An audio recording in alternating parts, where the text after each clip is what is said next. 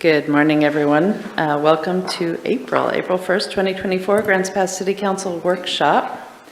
And we have a bit of an unusual workshop today because we are combining a special meeting with a workshop, but we have a proclamation to get us started, so I'll go ahead and read that. Whereas children are our nation's most vulnerable members, as well as our nation's most valuable resources, helping to shape the future of Grants Pass and Josephine County. And whereas childhood trauma can have long-term psychological, emotional, and physical effects throughout an individual's lifetime and impact future generations of their family. And whereas childhood trauma, including abuse and neglect, is a serious problem affecting every community in the U.S., and finding solutions requires input and action from everyone. And whereas protective factors are conditions that reduce or eliminate risk and promote the social, emotional, and developmental well-being of our children.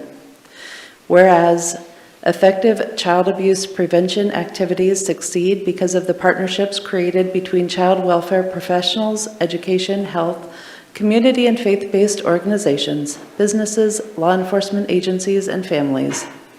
And whereas children who live in families with access to concrete economic and social supports are less likely to experience abuse and neglect. And whereas we acknowledge that in order to solve the public health issue of abuse and neglect, we must work together to change hearts and mindsets through storytelling and sharing, center the needs of families, break down bias and barriers, and inspire action from expected and unexpected partners in prevention. And whereas prevention remains the best defense for our children and families. Now therefore be it resolved that I, Sarah Bristol, Mayor of the City of Grants Pass, proclaim April 2024 as Child Abuse Prevention Month. And we have someone here to accept the proclamation, and if you wanted to say a few words, please use that microphone. Make sure that the light at the base of the microphone is on. Hello, is it on? Yeah. Thank you. I'm Chrisanna Albrecht, along with my colleagues Tina Stafford and Carrie Compton. We make up the team of our local CAC, and we want to thank you, Mayor Bristol, City Council members and staff for taking on the proclamation this month for April.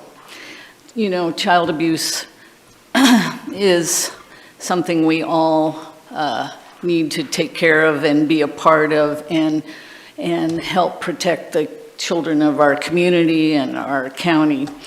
And we want to thank you for adopting this for this month.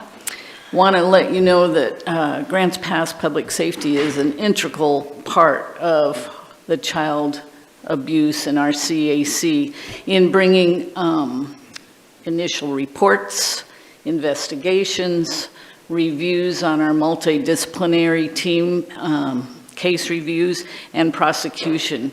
And so keeping children safe in our community takes a village. And so it's very important for all of us. Our new building, just catty corner from here, is up and running, and we have an open house on April 12th. I hope you will all attend. We are able now, under one roof, to offer forensic medical exams. We offer medical forensic interviews, and soon we hope to be offering counseling therapy in-house, so that will be a great thing. We also do have a nice conference room for our multidisciplinary team reviews, and we offer information and referral and family advocacy. So we just put out 207 for the children we helped last year. Pinwheels in our front yard, and they're just beautiful. They're just spinning along this morning, so I hope you get a chance to look across the street. And in the evenings, we put in blue lights in our outdoor lighting so that blue signifies the month of child abuse awareness, and so we'll be lit up this year. So thank you so much for taking on the proclamation and being a support to our agency.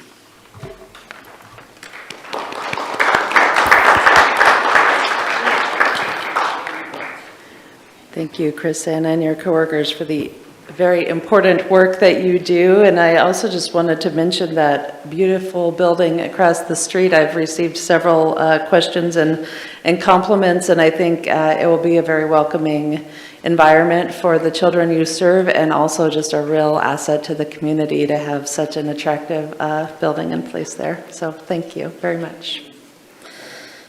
Yeah, go ahead, Dwayne. Well, they're leaving, but I just wanted people to understand that those people were not protected until recently from giving interviews on children. We just expanded, and the legislature expanded their protection because people that do the interviews are not protected under the law. And it's nice that those people are now protected from giving the interviews to children that weren't protected before recently. And they do a lot of that stuff for, a lot of volunteers too. So we have to give them a lot of kudos for what they do with children. Appreciate it. Yeah, difficult and important work. All right, let's move into our council workshop. We have, first up on the agenda today is public safety funding. Hi, Aaron. Hi, Mayor, Council. Today you'll hear from me and JC, the Finance Director, and we'll be discussing with you a couple of items when it comes to public safety funding. The subject is to discuss some council-identified public safety funding alternatives to provide additional funding stabilization for public safety's delivery of services and bolster the health of the general fund. Relationship to council goals as it is under enhanced community safety. The presentation is broken down into 5 different parts. First, we're just going to give you an idea of what the target revenue is, so you have a general idea of the budget from a standpoint of what we're discussing. Then I'll go into food and beverage tax and special service district discussion, and then JC will come in with the transitional tax, income tax, and general fund reserve policy discussion for council. Moving forward on this, Mayor, however you'd like to facilitate, we can potentially do each one of these items, and I'll pause and see if there's questions on target revenue, then move and pause and food and beverage, and that might be the best way to go about doing that. Works for me. There are some details associated with these, especially food and beverage and special service districts, so I can go as fast or as slow as you'd like me to, but there are a lot of details in this, and just let me know if I'm going too fast or too slow on the information. When it comes to the public safety target revenue, this just gives you a general idea of what we're looking at for estimated fiscal year 25 budget. We have expenses for police support and fire services totaling about $33 million, $30.5 million. With revenues, if you look at the different revenue categories, including our new public safety utility fee, bringing in about $28.7 million. So there's still a gap where the general fund is providing some additional stability to balance a budget of about $4.7 million.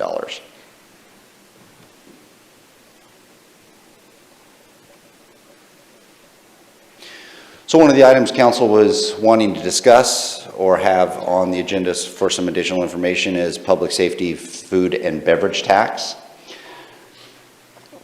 So the history of that is council did ask for staff to develop an ordinance that would provide an opportunity for council to adopt that if they so desired. At the February 21st council meeting, council did consider the ordinance, but after that discussion, provided some general direction that they'd be interested in sending that to a vote, potentially in the November 2024 ballot, but that was yet to be defined. And I think that's part of where we're going now is where exactly do you want us to move or do any kind of movement on the food and beverage tax. The food and beverage tax would implement a tax rate on prepared food and beverages that would help provide the resources for continuing public safety services, and that's why you were discussing this.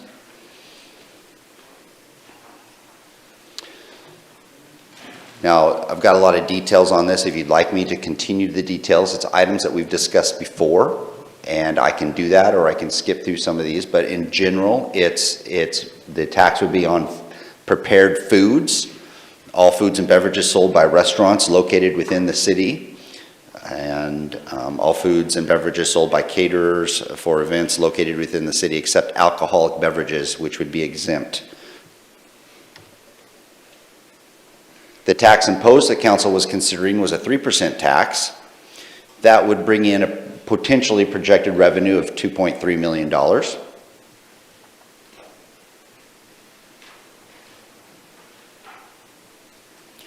Within the code that council considered, were a lot of exemptions associated with it also, and what we were doing is we were mirroring the code based on Ashland's food and beverage. So from a staff perspective, we thought that there was some merit to being consistent. If we were to implement a food and beverage tax, that we would regionally be something similar.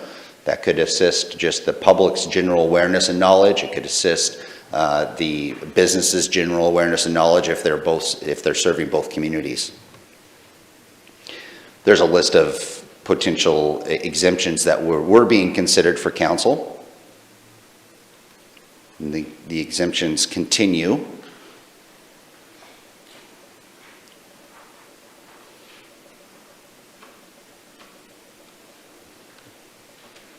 We also had in the code and ordinance some operator duties. Each operator shall collect the tax, so it would be a tax that would be collected at the restaurant itself and then ultimately provided to the city. Every operator that collected the tax, the way the code was written, would provide for an opportunity for the businesses to retain 5% of all taxes collected to help defray the cost of collections and remittance. There were reporting and remittance requirements, and we were looking at doing that from a calendar quarterly basis, where they would submit their information and their tax to the city. And there were penalties also associated with the code that you reviewed that provide a penalty of 10% of the amount of tax in addition to the amount of the tax if someone failed to remit any portion of that food and beverage tax that was imposed.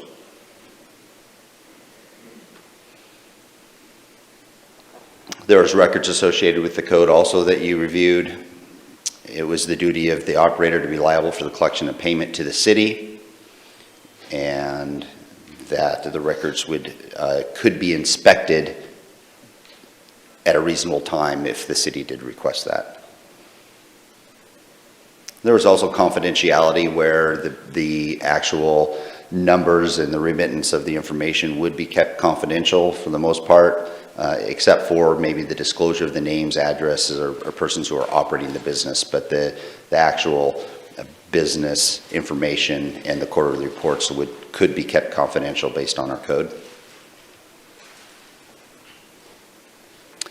This was just some additional confidentiality and disclosure language that was associated with the code to help reassure that businesses' information would be kept confidential.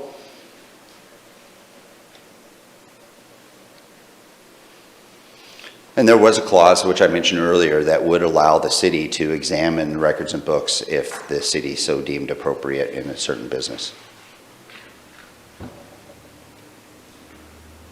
And I'll pause there. That was just a general overview of your food and beverage tax. I have a question. If we could go back to slide 4 with the public safety target revenue. Yeah. Just what expenses are covered in this 33.4 million? There we go. So what expenses are covered? Yeah, I mean, I guess what level of growth does this include? Because I'm seeing that it includes the utility fee. Yeah, so from a standpoint of service level, what it does is it brings back, say for instance, the temporary freeze of the captain position. It does not include any new FTE. It's just basically status quo with the refunding of some of those temporary frozen positions. Does not include any new FTE. But at the bottom, it has a 4.78 million gap, and that's after adding in the utility fee? That is correct. Okay. It's just the numbers aren't what I recollected.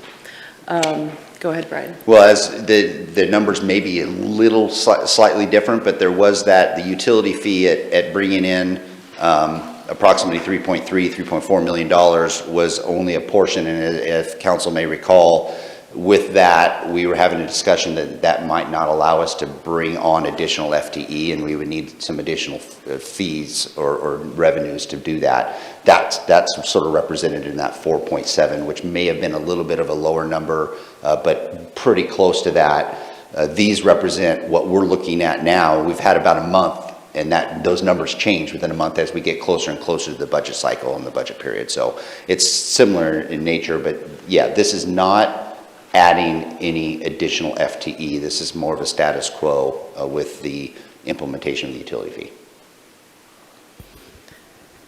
Brian?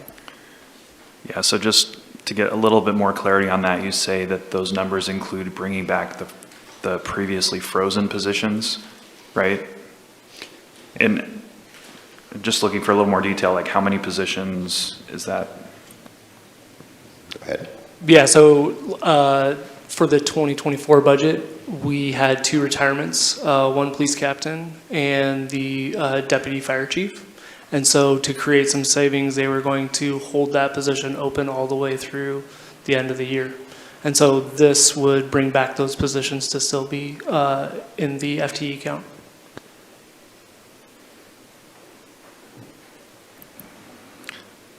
Okay, so if we didn't pass the utility fee recently, we would have been looking at an $8.1, $8.2 million shortfall potentially. Is that what I'm gathering? Yeah, roughly. In the 3.4, if you'll remember, there are some fees as far as administration. So the net was always that 3.3-ish million, but there's another 100,000 in administrative fees that police and fire will have to start paying their fair share of utility billing. Okay, so if council wants to add those positions that we've discussed, I think there was 7 or 8 positions. Yes, Those positions are not reflected in these numbers on the slide. that is correct. Okay, thank you.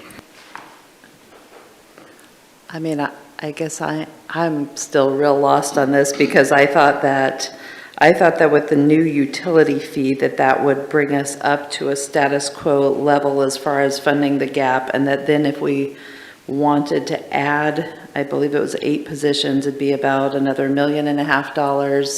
And then if we wanted to recover general funds, there'd be a larger gap. So is this not including a general fund contribution?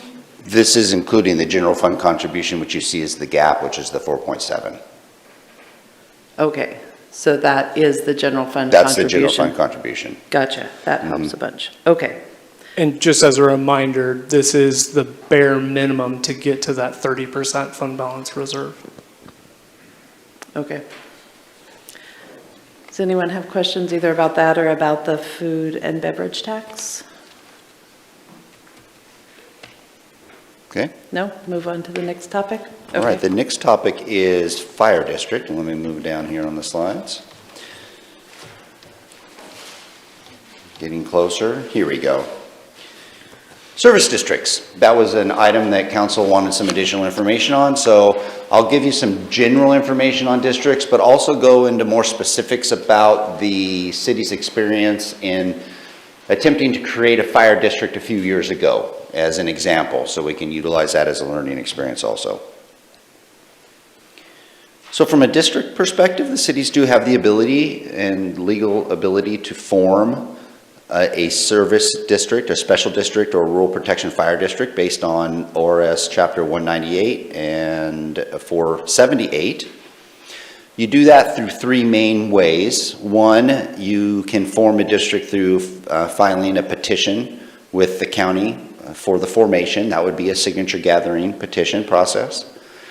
You can also form a district if there's consent of all property owners within the area of the proposed district. So if all property owners are wanting to be in and create a district, you could do it that way. Or you could also form a district through the process by order of the County Board of Commissioners, which would then go to a vote of the public.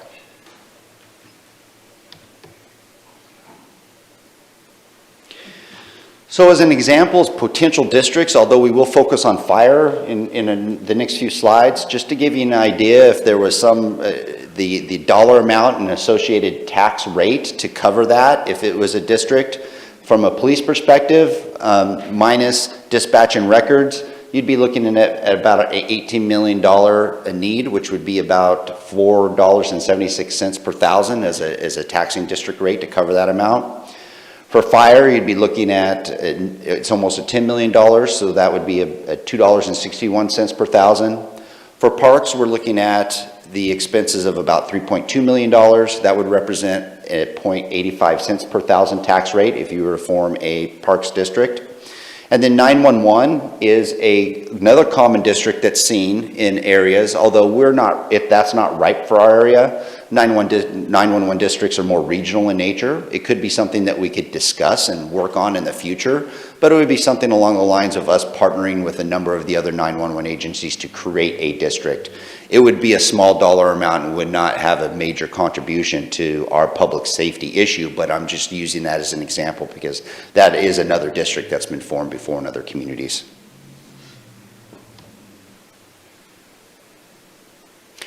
So when it comes to fire districts, we do, and district formations, we do have some experience. Back in 2016, council did have a goal to create, an objective to create a fire district.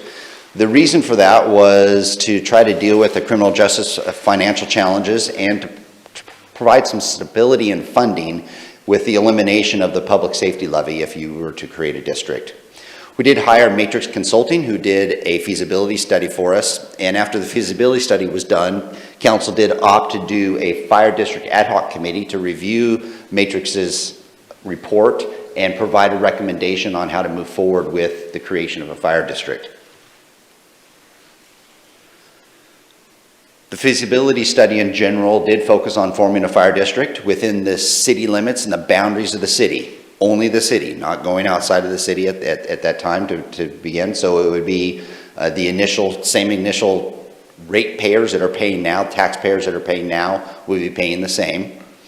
If voters did approve the district, all of the current fire rescue staff would be transitioned to the new district along with those assets, and it would have been a relatively seamless process just from a standpoint. It would be there would be some change, but it would be a relatively seamless process because it would be like for like. You wouldn't be changing the service levels or the service areas, and you'd be just changing it being a city operation to a district operation.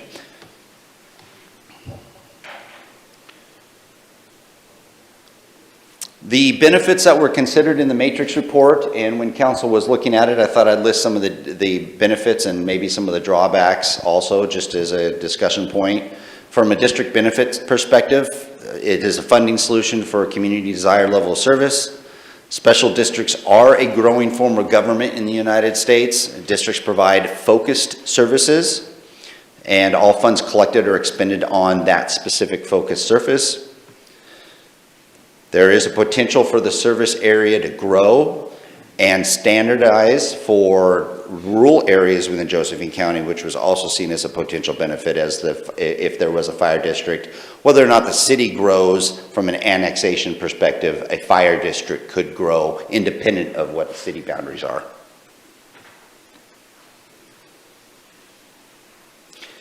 Other benefits of forming a district, whether it be a fire district or other things, because a lot of these benefits go into play with any of the districts that we did mention, is it is a consistent and stable funding source that would allow departments to implement long-range planning and purchases, eliminates the instability of the utilization of a levy based on, depending on what the district dollar amount would be.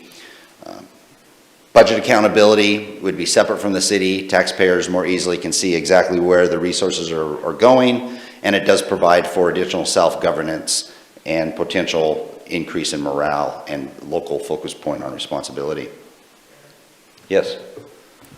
Are those boards elected or are they appointed? They are elected. So the way it works is the community would be voting in a fire district or parks district or whatever it would be, And at the same time, they're voting in a slate of board of directors. So if the district is approved, the board of directors are approved. If the district fails, there's been a vote on board of directors, but they have no one to, they don't have a true district, so they actually aren't seated. So we can give them the Parks District. We could do a parks district, yes. And if you're doing parks districts, many times park districts, there are cities that have park districts, and they do expand outside the city limits also, and that could be something that if you wanted to explore, we explore also from a conversation with the Board of Commissioners, and if they'd be interested in something like that also, but you could form it within the city also. Go ahead, Rob. So, with the district, I'm just wondering how much duplication, essentially, of effort and infrastructure would there be? Meaning, like, for instance, if there was a wrongful termination lawsuit, let's say, so does the district have to have an insurance policy to pay that, or does it come from the city? No, the district would be an independent district. The district would be responsible for that. There'd be a 2-year period where there's probably a transition where they'd want to contract for HR services and those kind of things, but ultimately the districts go and they're fully independent. So they would need their own HR, essentially, department. They would need, I guess, their own procurement department. I mean, because the last time there was a vote, I remember there were people who would run for the board who didn't necessarily have any experience in, fire suppression at all. They were just people, some did, some didn't, but there would be a lot of duplication, right? There'd be. That's I've got a slide here that talks Okay. about some of the disadvantages, and you're Right. mentioning one of those points on the slide of the disadvantages. Yes, Counselor.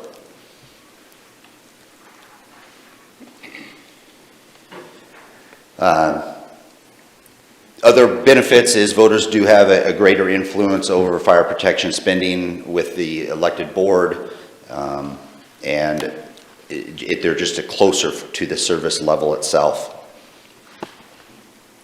Some drawbacks is what we've talked, and Councilor Pell mentioned some of those.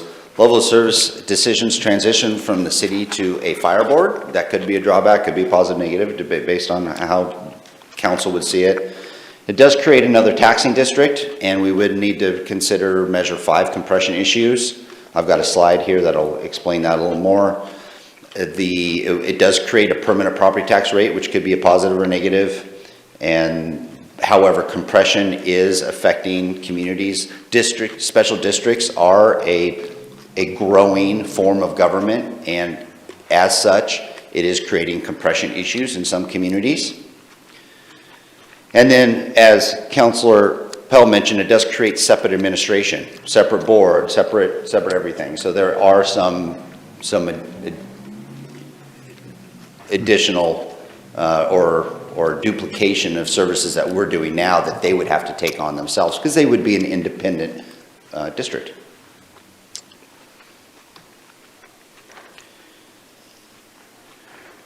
So when it came to the city and what we were looking at back in 2018, the feasibility study done by Matrix recommended $2.10 per thousand at that time.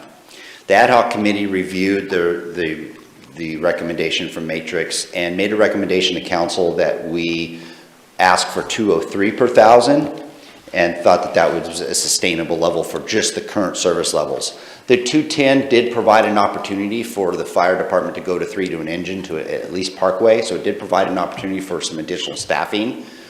The recommendation that came from the ad hoc committee is that we bring forward a level that would just sustain current service levels, which means that it could be lowered to 203. November 5th, 2019, there was a ballot measure for a fire district at 203, and the results are there on the screen. It did fail.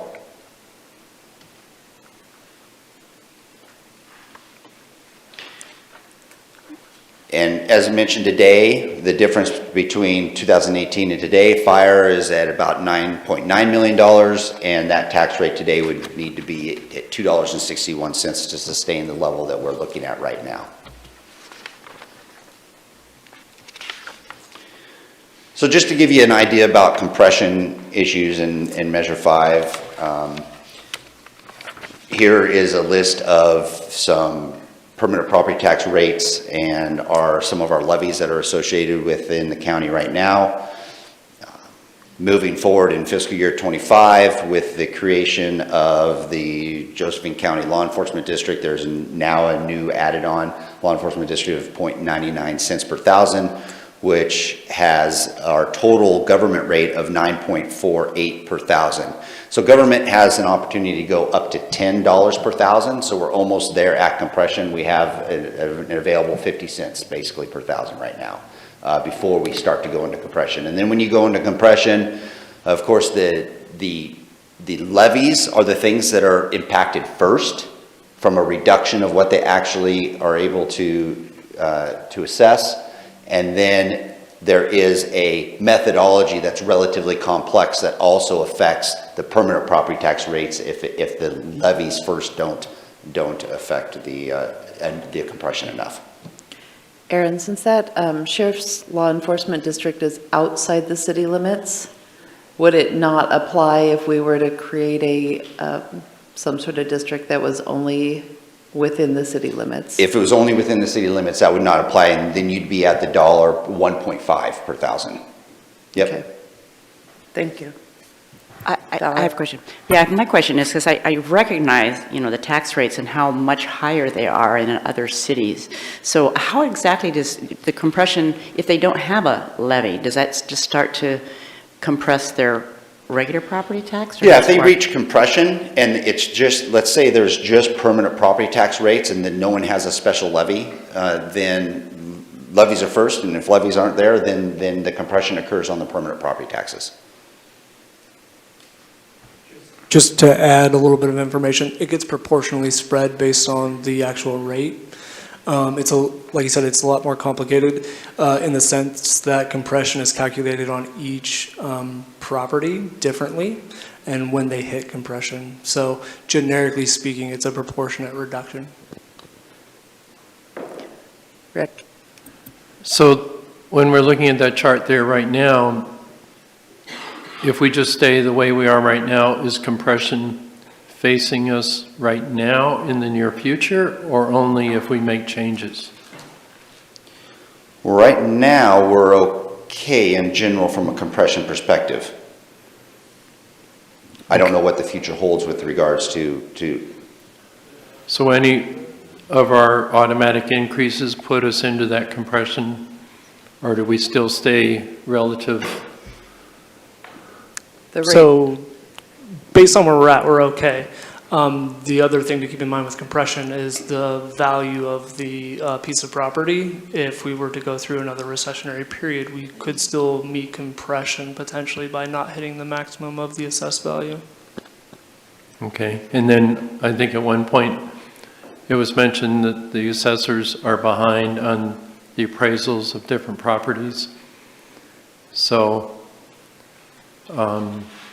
we may have some cushion in there if they were to update. Yeah. Could be. Okay, thank you. Rob? So I'm a little confused on a couple of aspects of this. So currently, the public's paying $1.79 per thousand for public safety levy, plus utility fee, public safety utility fee. Yes. Okay. I don't see any mention here of any portion of the public safety utility fee terminating if there was a district. So how does that work? The public right now would be paying still to City of Grants Pass public safety utility fee. Mm-hmm. Would they end up paying twice, essentially? That plus the full, the full load on the district? Yeah, that ultimately would be, we would have to look at the numbers on what you're looking at from a fire district, et cetera, but we would need to explore that discussion. I didn't put a utility fee in here or the absence of a utility fee if you create a fire district, because I don't have the fire district numbers in here. I just have district numbers in general. But if you created a district, then you would need to look at that being a new revenue stream and a new service level that's no longer within the city operation. So then therefore you look at your current public safety levy, you look at the utility fee, And you need to you would need to and can determine whether or not one of those could be reduced or eliminated to match the level of service that you're providing that still exists within the city. Right, I guess what is confusing is on this, you do have June 26, public safety levy terminates. So you talk about part of it being adjusted. Where are you on this one? District formation and public safety levy timeline. Oh, I'm not there yet, but I was going to explain that. That's hypothetical in nature, so I just wanted to talk through that with you. Yeah. Okay, well, you talk about half the hypothetical, but not the other half, I guess. Anyway, thank you. Brian? So I had a question about, like, let's say, for example, let's use the new Josephine County Law Enforcement District as an example.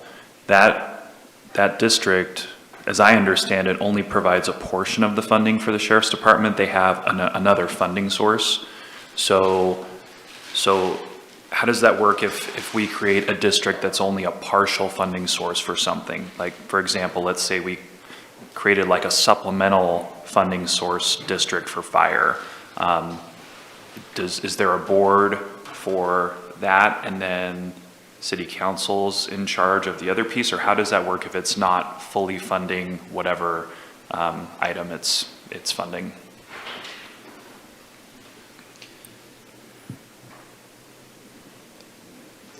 You know, I'm not sure on how to answer that. In fire district itself, if you're looking at a fire district or a parks district, you're creating a permanent property tax rate, and you're creating an independent board. Say, for instance, a fire district. If you create a fire district, you'd have that independent board in place, because the fire district is separate. It's a separate entity from the city, which can expand and grow, and it does not have to be concurrent with the city. If you were to, I'm guessing multiple ways. If you were wanting to somehow create a district that was not fully funding the fire, but then the city was going to enter into some kind of contractual obligation to pay the fire district additional resources to make them whole for contracted services above and beyond. That opens the door to a lot of things. I haven't seen it to where you've created a district that only partially funds. Well, the an sheriff's independent district they just did it at the county. So I'm not sure if any of us are aware how that works, with them getting partial funding from this new district and then partial funding from, the existing funding. So that's more of a special district than like a rural fire protection district. And so they are also in control of that district itself. So it's more like a service district. And there's service districts throughout the state that have the board of commissioners that are in charge of the special service district, whether it be parks, solid waste, public safety, and that district is it's a funding mechanism in nature, and it's only funding a portion of, and then the county is picking up the rest. Okay, yeah, I think, and correct me if I'm wrong, but didn't they elect a board at the county for this when they passed this, isn't there? Appointed, okay, so the commissioners appointed, and then, so it sounds like ultimately the commissioners really still have control, and so that's the difference. Potentially could be a blueprint for something like this? Potentially. Okay, thank you. Other questions right now?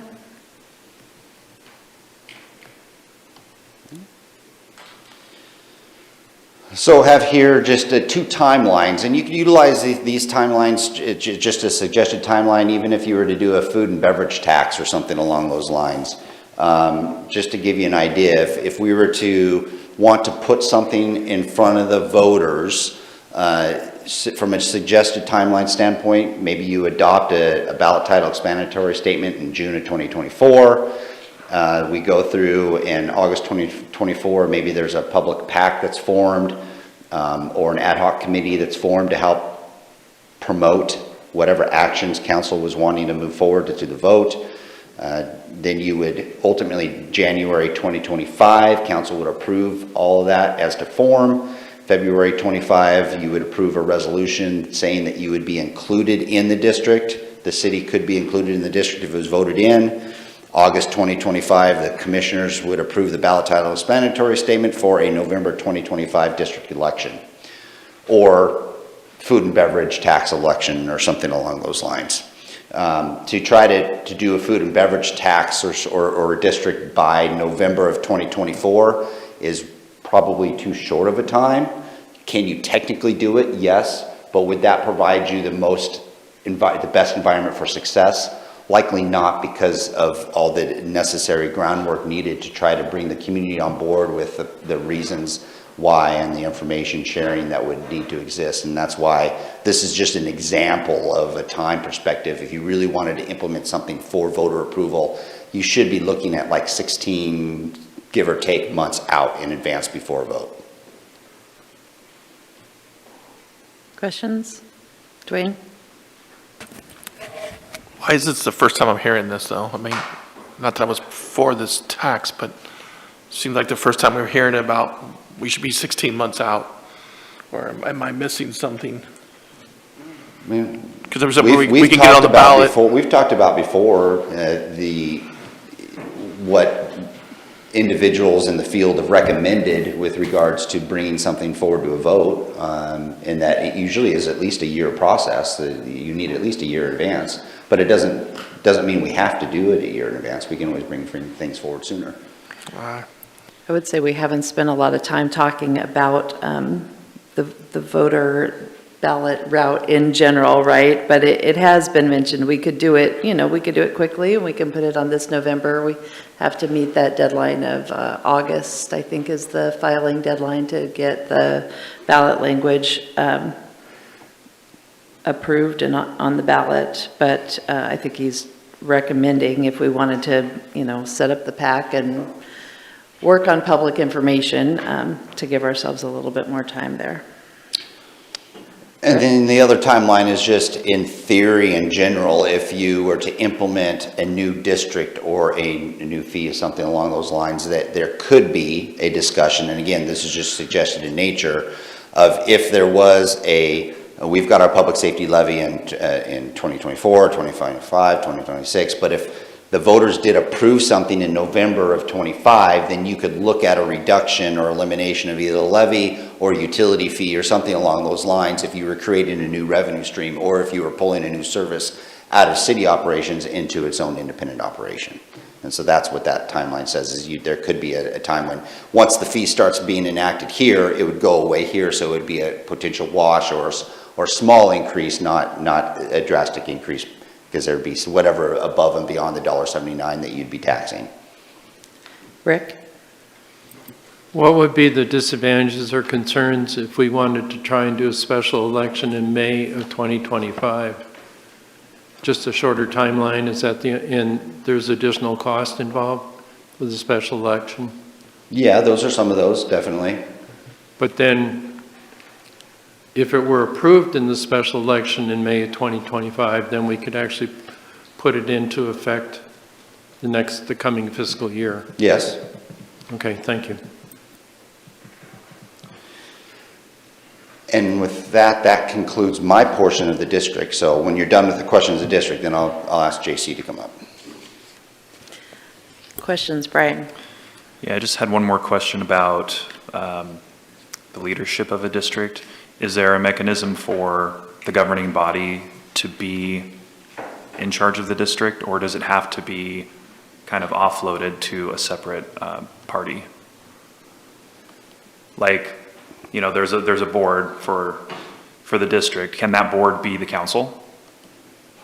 I think you probably can, although you may be limiting depending on what the district is. So if you did, say, the council as a fire district, and you were the district board, you would likely hinder growth of that district into unurbanized county areas.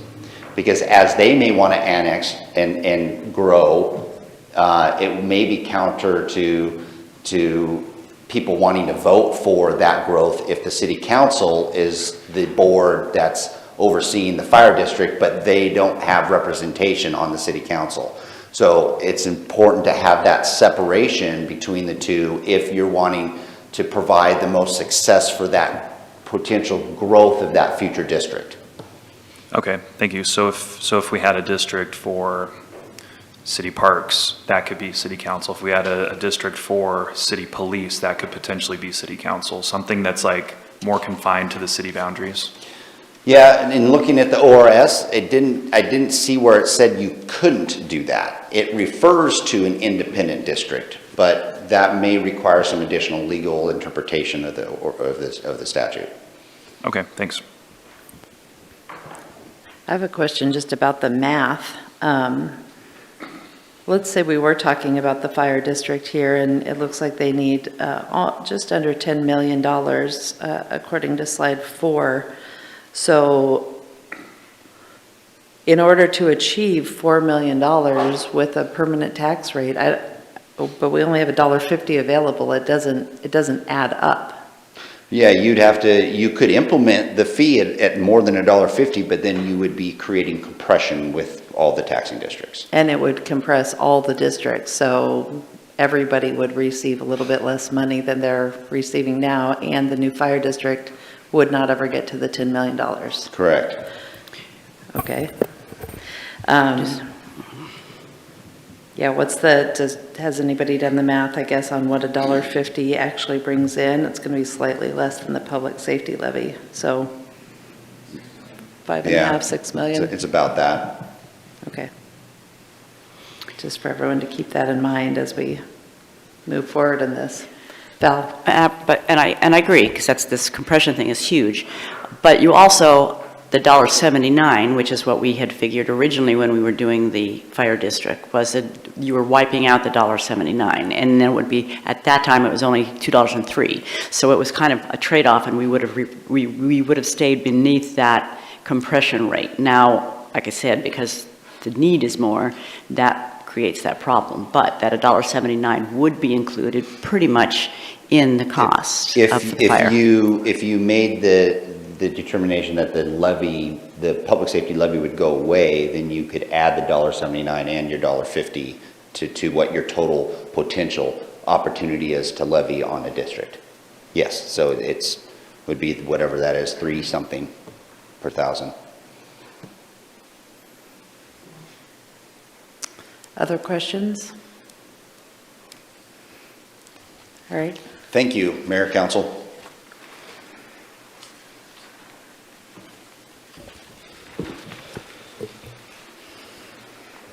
All right, I got the new stuff for the transactional tax / income tax. And so forgive me, I'm going to read a lot of this. A lot of this is going to come from the City of Portland's website and municipal code. So Portland's Clean Energy Surcharge, or CES, was proposed as an example of a funding mechanism to the city. On November 6, 2018, Portland voters adopted ballot measure 26-201, the Portland Clean Energy Community Benefits Initiative. On February 21st, 2019, the Portland City Council passed an ordinance implementing the CES in the Portland City Code, or PCC.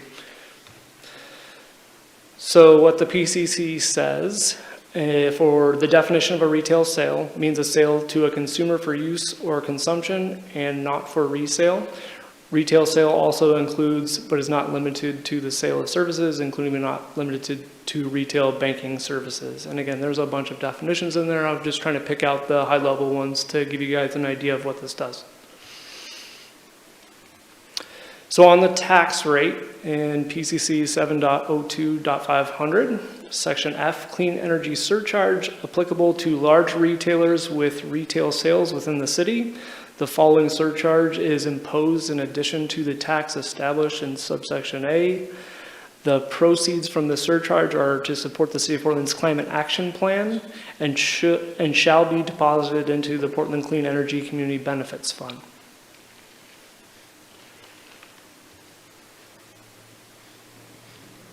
So a continuation of this, the filing requirement for tax years beginning on or after January 1st, 2023, all business within the total sales of $1 billion or more and Portland sales of $500,000 or more are reported on the combined tax return per section 7.02.611, shall file a form that is due at the same time as their combined tax return.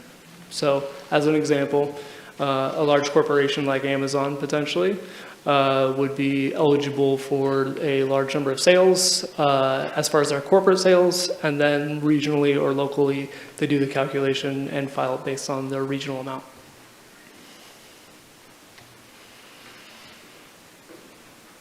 So as a continuation, the imposition of surcharge and rate, large retailers shall pay 1% surcharge on retail gross revenue within the city.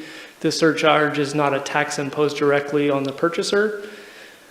If a large retailer itemizes its costs doing business for the purchaser, these amounts are still considered retail sales subject to the clean energy surcharge. So what that's basically saying is, yes, on your invoice, you can notate that 1% is going towards the clean energy surcharge. What you can't do is upsell it on the invoice. I'll try and hopefully explain this. So if something costs $10,000, the 1% tax would be $100.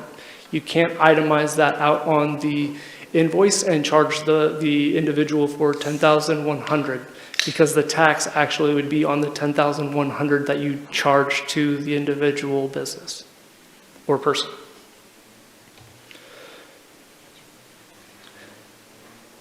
The calculation of retail gross revenue, in calculating the amounts of retail gross revenue for purposes of the clean energy surcharge, a deduction from the retail sales within the city is allowed for the following: the amount of the Portland business license tax attributable to the revenue subject to the surcharge, if any, paid to the city.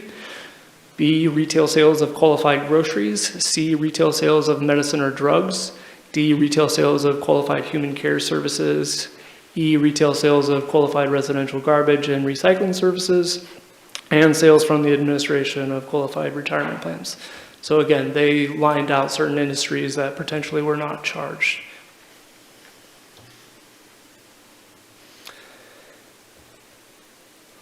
You got a duplicate slide in there.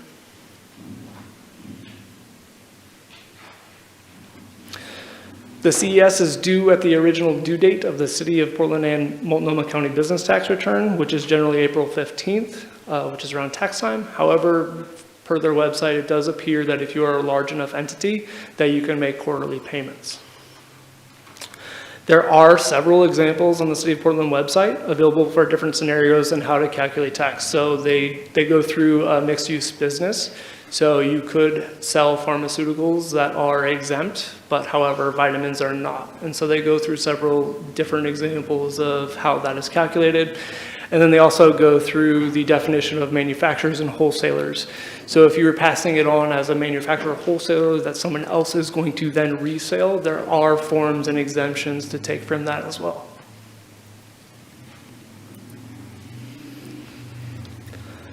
And that's the last slide I have on that. Are there any questions that maybe I can answer?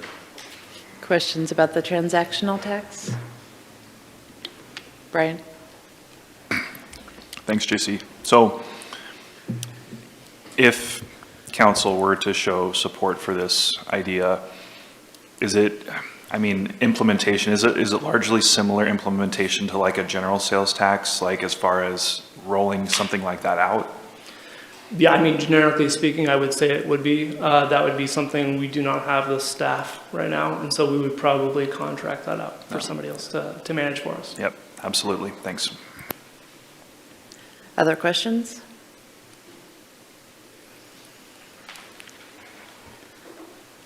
No? I guess, I don't know if it's a question, because I have been reading about it and reading that right now in the Portland area, it has brought in a pretty good, because of their larger city, the size of their city and their businesses, it has been brought in a lot of money, and so now they're trying to, some people are trying to glam onto that to be used for other than the climate energy. And so there's a battle going on right now over that. So when they did this, they specifically put it down as a climate, correct? So we didn't, if we did this, we would just basically put it as a public safety, or how does that work? Do you have to, ahead of time, kind of say where it's going? I don't know if I can answer your question, but maybe I can respond, and I think the root of your question. I think Portland formed this to combat some of the fossil fuel emissions as far as the delivery and other charges that were coming in from the outside areas and/or shipping charges out. Does that potentially have a nexus to our public safety services here? I don't know. Does that mean that you could still make a policy decision that would still incorporate something like this as a local business income tax? That's up to you guys to decide. Okay. And also, when it was made, and this is just, when it was proposed in the very beginning, there was no, you said that the voters adopted the Portland Clean Energy Community Benefits Initiative. And then, so it had to be passed by the city first to be able to implement? That's what it appears like. Okay, that's what I was just making clear. That, in other words, because I do know Portland has a lot of taxes that they have in the last 5-10 years put forward, and the people have approved them. And, you know, like the houseless tax they take in this tax, they take in,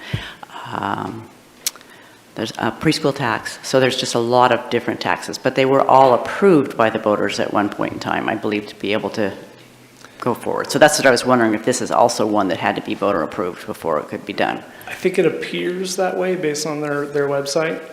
And then they had to do a subsequent adoption of what the actual ordinance was for city code, if that answers your question. I think that answers the question. That was my question. At first, the idea was approved by the voters, and then there was the ordinance that said the details of how it would be done. So I was just clarifying that. Thank you. JC, does there need to be a justification similar to the transportation methodology we were using on the utility fee? I would think that to make it legally justifiable, you're going to need to come up with the way that it would be the nexus to the service. Again, it seems a little maybe disproportionate as far as how you're getting that, but doesn't mean that it's out of the realm of the possibility.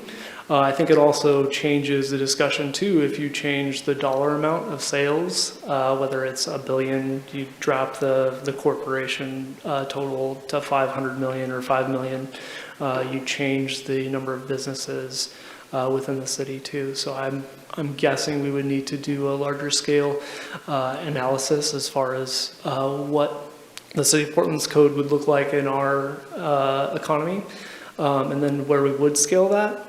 The issue I think you have is there is going to potentially be an economic impact and future growth impact. So if we are regionally the only community with this kind of business income tax, you change the work of SoReady and some other things that are trying to recruit businesses into the area.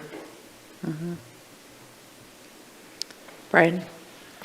Yeah, I just wanted to clarify, when Valerie was asking about it being voter approved, is there also the alternative that something like that could be passed by council and then, you know, like we were talking about with some of these other options?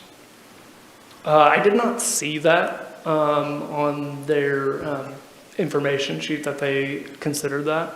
I can get back to you guys with some more information if that was a possibility. I know we are a home rule, and so just like the sales tax, I would expect it to be very similar. Okay, thanks. Joel? So does this apply then to all the chain stores in Grants Pass? For example, McDonald's or Fred Meyer or Safeway or? Yes, no, maybe. Okay. So again, it's the limit, right, of the sales, and then some of these aren't necessarily under the corporation umbrella. They are a franchisee of that corporation. So I don't know specifically if we could say yes, no, just by bringing up one McDonald's example. Any other questions?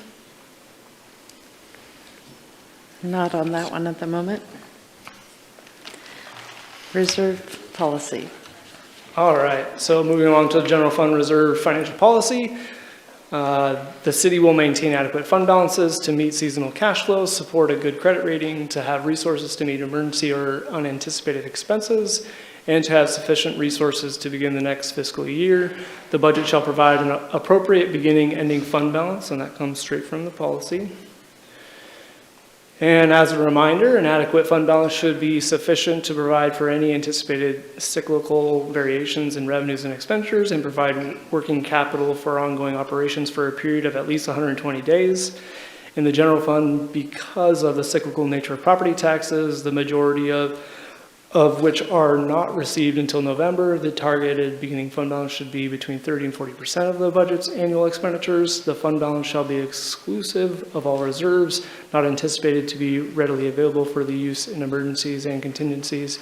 And approximately November 1st is 33% of the way through the fiscal year. And so again, the general fund does float that money until our large property tax rolls come in.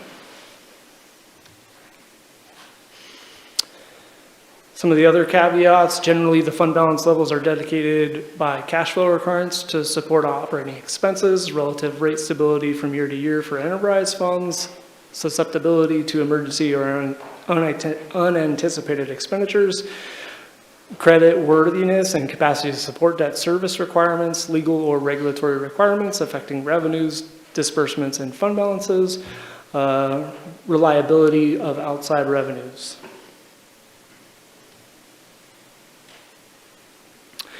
And just generically, our financial reserve policy does show financial strength with credit score to lending institutions. And so back in 2018, we did have a credit rating done, and the city is very high as a AA. The use of the reserve balances are one-time monies. And a rough estimate, each percent is about $300,000. And I know the conversation has come up before about moving it from 30 cents to or 30% to 25%. Generically speaking, every new revenue for a 30% fund balance policy, we can only spend 77 cents of that dollar to meet that 30% fund balance policy. With a 25% fund balance policy, you're looking at 80 cents per dollar. So there is a little bit of a lasting impact by lowering it potentially by about 3%. And I'll take any questions regarding the fund balance policy. Valerie? Yeah, I have a question. With moving and going towards having the utility fee, that is not a tax per se, whatever. It seems to me that that is another revenue source that does not go on the cycle of the taxes for property taxes. So how does that affect the end of year budget? Because you say 33% by November, we need that in reserves to make it. And we're saying, well, that's based upon our levy and property taxes because we collect those at the same time. Now that we're shifting and we have money coming from a utility fee, does that buffer that a little bit, or? It does. It's going to smooth it out, but the impact is getting greater and greater as far as that tax roll in November. And so a third of the way, you're getting about an extra $1.2 million kind of to sustain the general fund. And as you kind of saw earlier in Aaron's part of the presentation, public safety is well above that, and they will spend more than that in any given month. Rick? So JC, if you go back to slide number 40, just your gut feeling when we talk about the reserve and how much of it, actually I think one more, go the other way.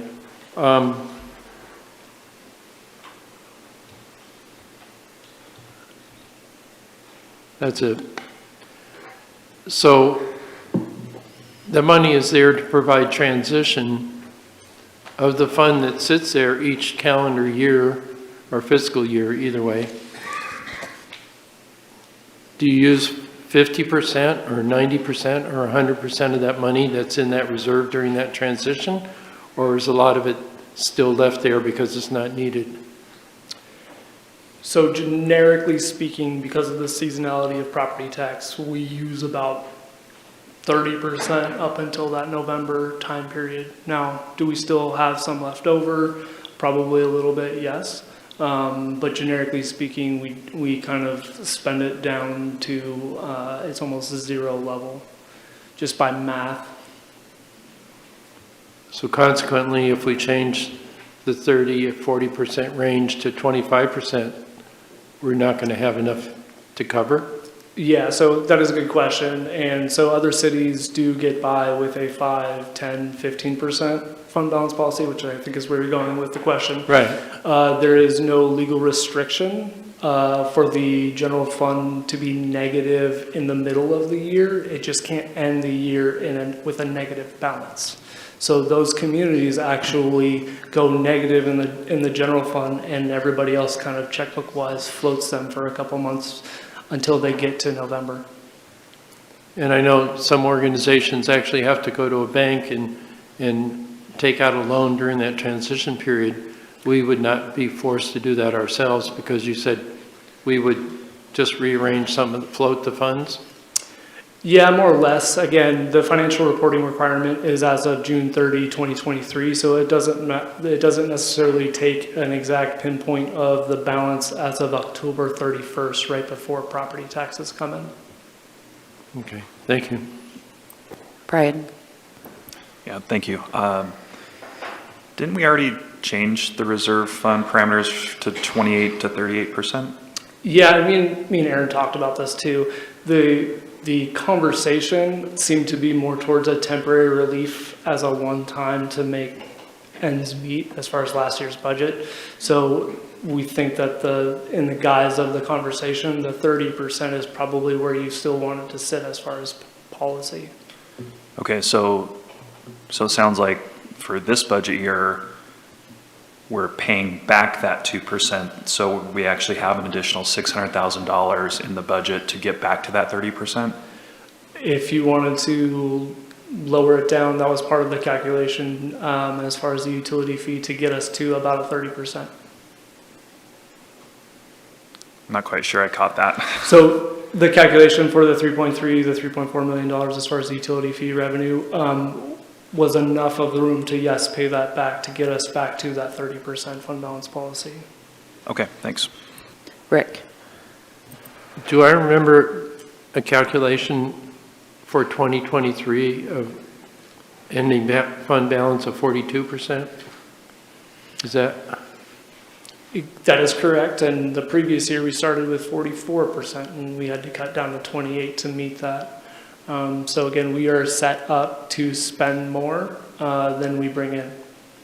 Okay, thank you. Other questions? No more questions at the moment? All right.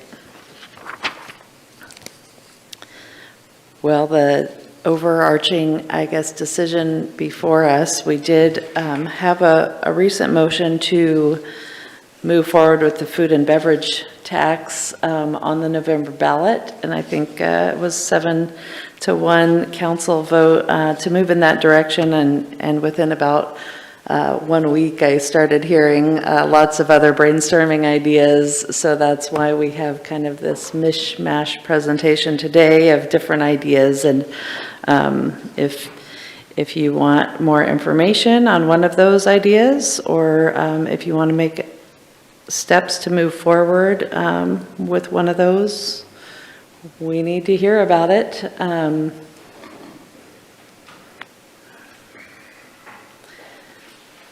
Valerie. Well, I will tell you that I am still standing strong in my wanting to have a roundtable. I don't feel qualified. I mean, I've read a lot, and I appreciate Tom Bradbeer's input. I appreciate Jay Meredith's input that are giving some different ideas. In speaking with some of the people who've talked about wanting to be on the roundtable, they've had some questions that I don't think have ever been answered. And especially, you know, in all of our frustration is every time we come forward, there's still more money needed. So it just kind of feels like it doesn't matter where we go, we're always needing more. And so I think there's just kind of this idea out there that, you know, when is this ever going to stop? They just need, you know, need. And I that's the kind of feeling that I get out there. It's just like, choose, where does this stop? So I really think it's time to take a deep breath, sit down with the options that we've heard about, have a roundtable about it, take a look, and have some of the questions that I keep getting asked. An example, One of them that I don't think we've ever had answered is, can we take a look at other communities and what their costs for their police and fire, and the resource they have. I mean, I'm always told, well, we're apples and oranges, but the truth of the matter is, I hear that all the time. People really want to know, and I think by just saying, well, we can't use those comparators, is kind of just once more not being honest with everybody. So I think it's really important that this time, we have all this in front of us, we know the battle that we're going to be under for the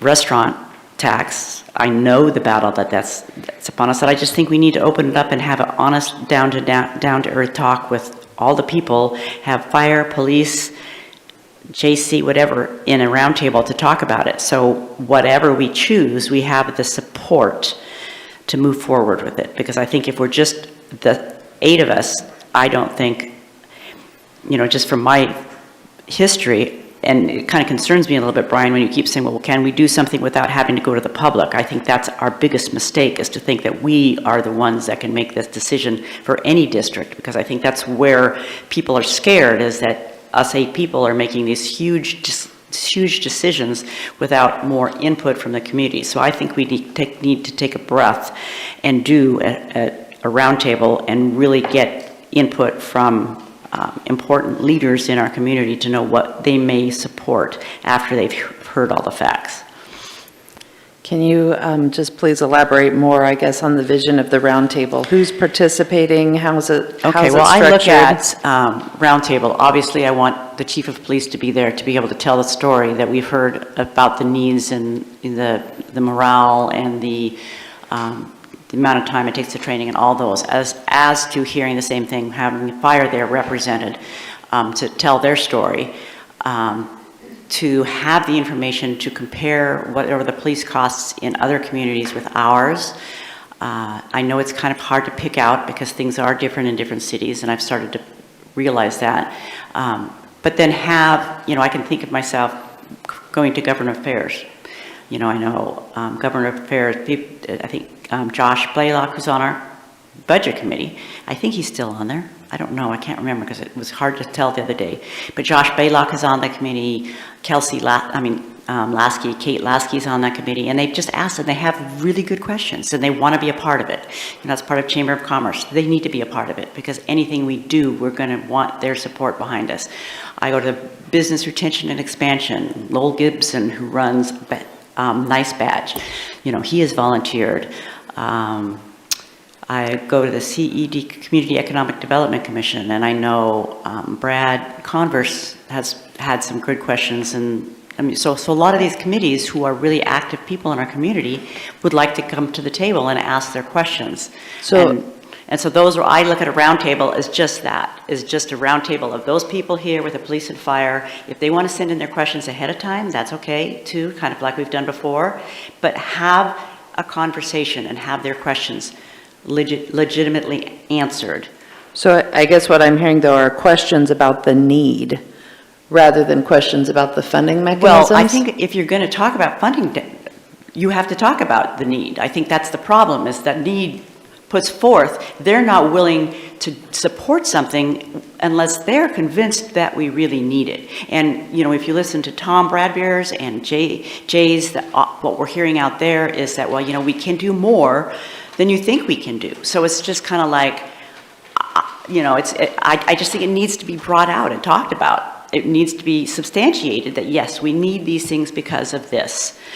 I can't do that as one person, and I've tried. I've tried for many, many years, and it just doesn't cut it. It needs to be more of a discussion that comes from the city with them in the room. So I don't have to run over to, this person and ask, and then this person and ask, and this person and ask. I'd like to have everybody in the same room. So the questions that come about from them, they'll have a follow-up question to clarify in their mind. And so that's what I think we need to do. I think that, just us sitting up here saying that, okay, this is what we need, and so we're going to give this funding up without them truly understanding the need. I don't think they can understand the need. So I guess I'm just trying to picture how you would, is this a public meeting? Is it who's sitting on the dais, who's asking questions, who's answering questions? Well, I guess my idea as a roundtable is that nobody's per se sitting on the, I think we've had them before, where you basically have it, everybody's kind of on the same level in a room. And basically, I think Aaron's facilitated them. I've been to them in this room before, where, you know, there were some questions that was put forth. The finance department was there, the police and the fire were there. You know, ahead of time, it's always nice to get questions because that gives our staff time to know what they're going to be, you know, hit with, so they can kind of come up with those answers. But yes, it's more of a facilitated to where nobody's necessarily on a dais. It comes down to the same thing. We're all kind of on the same level talking business and talking about this is the needs of the city, this is where we're at. Give us some ideas as to what questions that you have about, you know, and those could come in ahead of time. What questions do you have? They could answer them, and then if they have more questions, you let them answer them, ask those. Okay. Yeah, go ahead, Rob. Okay, so as far as my memory, what Valerie just mentioned, we've done the exact thing in two different forms. We had a round table where everyone sat at the same level, and we invited certain people, et cetera, et cetera. Certain questions were asked and answered. Then we did in a little bit different structure, where there was people on the dais and there was people in the audience. We did that exact thing already. Now, I'm not necessarily against taking another 6 months or a year and doing the exact thing again to give maybe slightly different people a chance to ask questions, now that people have actually maybe woken up and realized, oh my goodness, maybe we do need more money. But we have done that exact thing twice. So I wouldn't be against it. I wouldn't, judge anybody harshly who would be against that, because we did it, in two different ways. But for whatever reason, we're going to give it, I guess, a different group of people now more of a chance to ask questions. That could turn out to be positive, I suppose. One thing that I just like the council to remember, or maybe never knew, one of the people that Valerie had mentioned to, inviting or seemed to be interested in such a process, sent out a letter to all the restaurant and lodging owners in the city. And I quote, it says, "We need your support to continue our efforts to fight against even more tax and fee schemes." So it would make no difference what that person hears. They're going to fight against tax and fee schemes, as they call it, any funding source. So, it makes me a little reluctant to invite, and that person actually was at one of the forums already, but he's going to fight against schemes no matter what. So, I'm okay with having yet another forum to allow yet more people to come up with more pertinent questions, but we have done it. If we want to do it again, I wouldn't be against it, but for whatever reason, some councilors feel that councilors and leaders act, and other people keep taking input. We already got that input. I'd be willing to do it again. Maybe we'd get a little more. We have done it for sure. Other discussion on possible roundtable and/or if we want to move forward on any of these options? Brian? I don't think it's a good use of our time to have another roundtable. I think that we've been talking about this for years, and, stakeholders in the community have had plenty of opportunities to participate and to ask questions and to be a part of the conversation. So asking for yet another roundtable honestly just seems like kicking the can down the road and not taking decisive action by council. Council needs to take action one way or another. Otherwise, we're just going to keep talking about this forever. We can have roundtables until 2030 or longer. So, the questions they have, they can get answers to those questions. They can do the research themselves and get the answers. If they want to do a comparison with other communities, I've done that on my own. It's not hard to do. The budgets are public, all that information is public. If people want those answers, they don't need to be spoon-fed. They can do a little legwork themselves. It's not our job to make sure every single person has every piece of information. They need to have a little bit of skin in the game if they want to be a part of the conversation. So I think having another forum or roundtable is not a good use of our time. I think the timeline is important, and it's been getting pushed and pushed and pushed, and it continues to get pushed. So I'm not in favor of a forum. I'm in favor of taking some action, whatever that may be. Do you have a suggestion? Not yet. All right. Rob? So I have a question. So for maybe JC or for anybody, I guess. So the transactional fee or tax or whatever that we were talking about today, essentially, bottom line, it's a sales tax that would be basically on big box stores. Is that an accurate assessment? Yes, I would say that there could be some regionality to that too, depending on what the level of the code may say. So you could potentially bring in Dutch Bros and or Mastercraft cabinets, or is that correct? Master brand cabinets into the discussion, depending on what their sales are too. Well, like Master Brand, as far as I'm concerned, they don't retail, right? Isn't it basically for resale? But I could be wrong about that. Again, I haven't looked into it as far as what their actual sales are, and if they do have a wholesaler. But I would guess some of it is some large scale retail. Thank you. I mean, I think my understanding of what you presented earlier is that if we're comparing what Portland had done, which was climate improvements, and they were basing it on the largest companies, both, so that perhaps what we're trying to offset was either manufacturing kind of environmental outputs or the Amazon delivery type outputs. And so we would need to justify how our transactional tax would relate to public safety. And off the top of my head, Master Brand's, need for public safety is probably not any different, maybe particularly than a very small business in this town. Does that, along the lines of what you were mentioning earlier? I mean, am I following? No, you're definitely on the right track. So in one of my conversations with HDL2, maybe this is just starting, a similar idea down a different path. So as a extension of our business occupancy tax, we could bolster that code potentially to be our own city income tax on those businesses that operate in the city. I don't know if that was ever felt as a high-tempered area that the council wanted to go previously. But that's kind of what you're talking about, right? So you're talking about an income tax within the city limits and potentially setting those restrictions, just like you would set a food and beverage or a retail sales tax on what is potentially exempt and not exempt.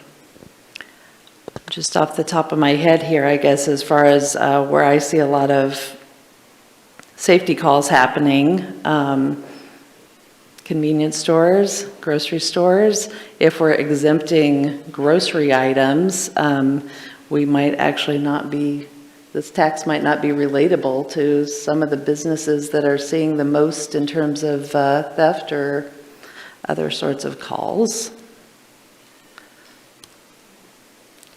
So, something to think about. Valerie? Yeah, I was just going to add, I think that's why I think you get this feeling out there, or the sense is that we're on a money grab. We're just kind of looking for any way to grab money anywhere because we need money. And I get that, but that brings it back down to, people support it. People support even Portland, who has outrageous taxes. If they see something coming of them and they really feel that, yes, I get it, I know why we need it, they'll support it. But if they're not feeling, and when we've got a couple voices out there that are pretty loud in the community saying, well, you don't really need as much as you're saying you're needing, I just want everybody in the same room to have that discussion. Because, 3 minutes at the speaking just doesn't cut a discussion. To just get up and say your presentation, or you have 3 minutes and you go away, whatever, it's not a back and forth situation. So I like the idea of a back and forth situation so that we can vet through these other ideas that are coming up. And without really doing that, I don't feel I can move forward. And so that's why I said a roundtable to me, you're right. We've done all these forums and done these things, and I get it. But one thing I've said all along, until you say the word tax, nobody's paying attention. And so now we've said it. And so now we are looking for those sources. So now everybody's paying attention. You either seize the moment and open it up and say, okay, this is a community conversation that needs to happen, or you are accused of being on a money grab. So that's where I'm trying to get beyond, to say, let's have that community conversation. And hopefully we can let them know where we're at, why we need it, and yes. And so then you have them on your side because they understand it. And they don't think that you're just out there looking for any way, maybe flying by that might be able to drop money on our lap. Brian? So I guess thinking about moving forward, Valerie's right. When we start using the word tax, people start paying attention more. The other way we could get people to start paying attention more is by taking action and implementing something. People will pay attention to that too. And some will appreciate it and some won't. And it may even go to referendum, or it may not. We don't know. So that's the other mechanism to get people to pay attention. Because we all know that, public information campaigns at this level are difficult. No matter how much effort we put into them, only a small percentage of people actually pay attention. So I would still be in favor of considering enacting something at the council level and putting the onus on whoever might want to not have that go into effect to get signatures for a referendum, because that will show everybody that this is a serious problem.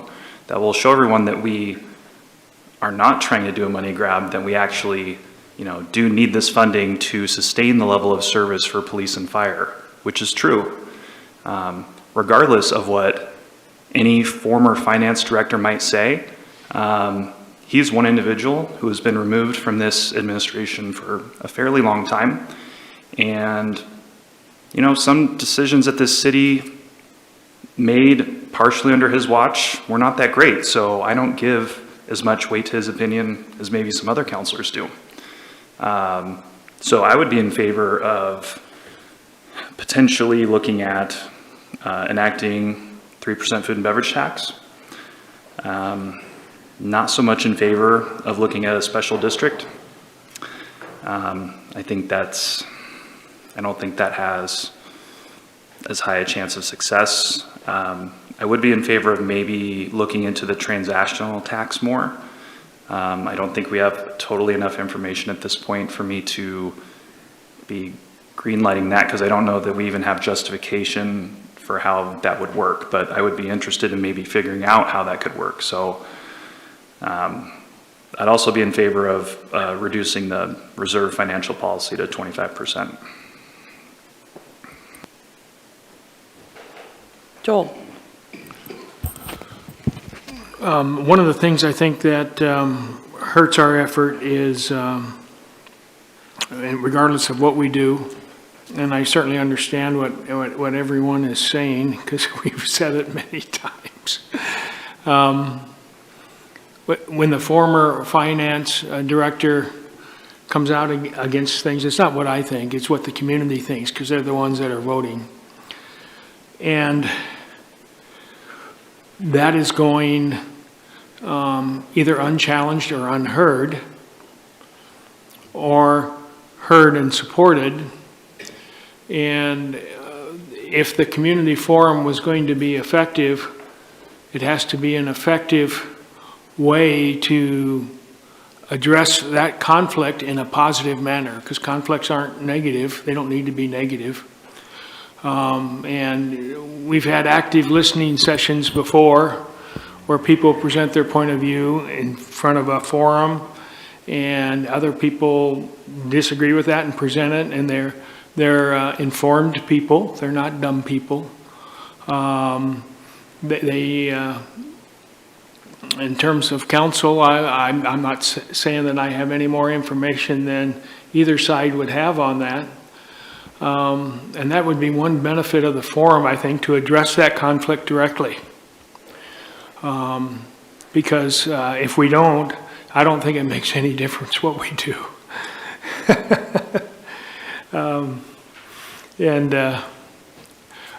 It's not that I don't think anybody likes that, but I think that's the situation we find ourselves in, and the only way I know how to resolve it is to address it directly. And a community forum, if you set it up properly, would do that. Vanessa? I can really appreciate the idea that a round table might appease concerns that the community has, but I'm afraid that's always going to exist when you talk about raising revenues in the tax base. We've been talking about public safety going on 4 years now, and we're still hearing from people that are really involved in our community and that pay close attention to our business. They still don't see the need. We're hearing that today, which is exactly why I voted no on the motion to put the food and beverage tax to the ballot. I am concerned that regardless of how many roundtables we hold, regardless of the dozens of meetings that we've had on this topic, that people still are, it's going to be an endless game of whack-a-mole with the questions. We cannot make everybody happy, unfortunately. So I'm concerned that a roundtable just stalls the inevitable, which is hopefully this council making a decision sooner than later on how to move forward. To segue into that, I do have concerns of the taxing district. I'm afraid in the future, I think that whatever we decide, I think we really need to be looking 5, 10, 15 years down the road. I know we don't have a crystal ball, but I really would like this council to consider something that grows with the CPI. I'm concerned that another taxing district would get us to a place eventually where we need a levy and we need additional supplemental income to support that. So I don't support moving forward in that direction. I don't think I know enough about the large retailer tax to say one way or the other today. I do have concerns that maybe the nexus can't quite possibly be connected as nicely to public safety services as the model in Portland. And I still do think that the food and beverage tax is the most equitable option that we have at our disposal. So I'd like the council to start talking about solutions moving forward rather than talking about talking.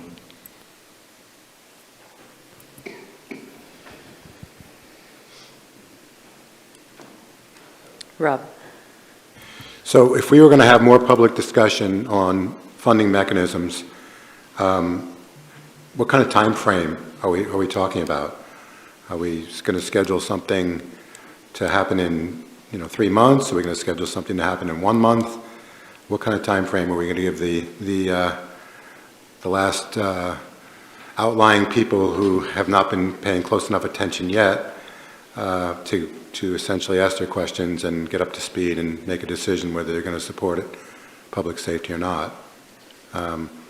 For me, if that could be done in some relatively short time frame, I would support it. And again, give the last outlying people another chance to decide if they feel they want to support public safety. But if we do it quickly, relatively efficiently, I'd be for it. And then we could move on finally and still have time to put something on the November ballot. Valerie? Yeah, I actually would like to have it before the budget happens, because to me, a lot of this has to do with, as we move forward budget-wise, to have it set in my mind. So I would prefer to have it sometime this month.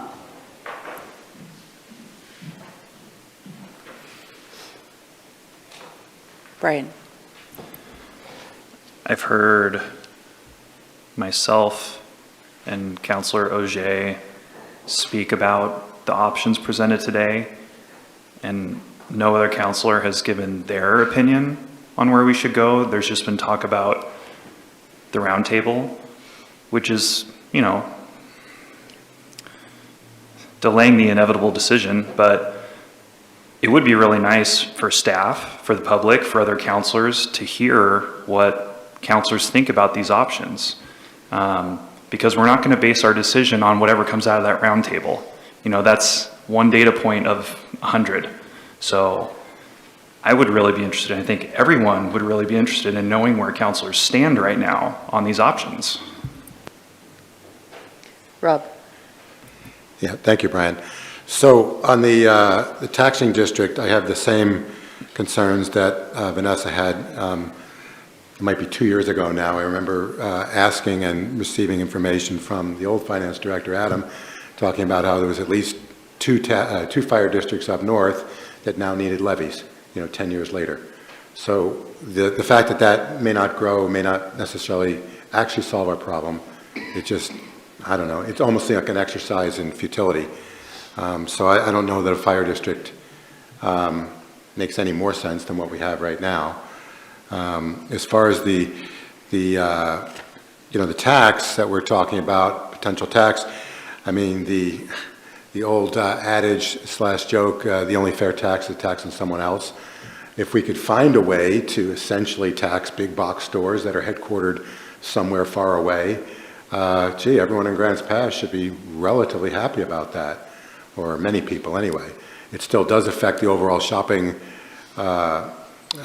scene, or the overall shopping landscape, and would people necessarily still drive to other cities to shop? But again, if we could find a way to tax businesses that weren't owned in Grants Pass, and I know it may be even foolish for me to even say that now, because maybe this exact quote could be used later in a lawsuit, but there's a real, we'll say, beauty to that, if that's possible, and it could be done legally. No local business, no local owners are necessarily harmed. As a matter of fact, many of them may be actually helped by a tax like that, be more competitive with the big boxes. So I really like the possibilities there, and I'd like to hear more about that. Again, because we'd be taxing people that, business owners that don't live in our area. As far as the food and beverage tax, that also has, this past Saturday night, I ate over in Ashland, 4 people. The bill was sizable. I actually went to tip on the bottom line, skipping over the tax line. I completely forgot about the tax. We're out having a good time, have a glass of wine, socializing. I mean, I didn't even think of the tax, and it's not because I'm richer than, many people in Grants Pass.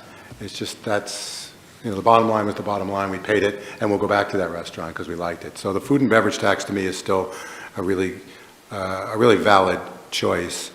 And the big box, as I'll say, the big box tax has a real beauty to it as well.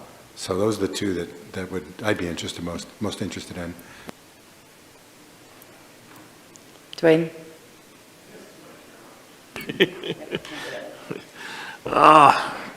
This is not an easy answer, I don't think, any way you go. I've been writing some notes here because I'm looking around and going, well, in 9 months, it could be a whole total different council here.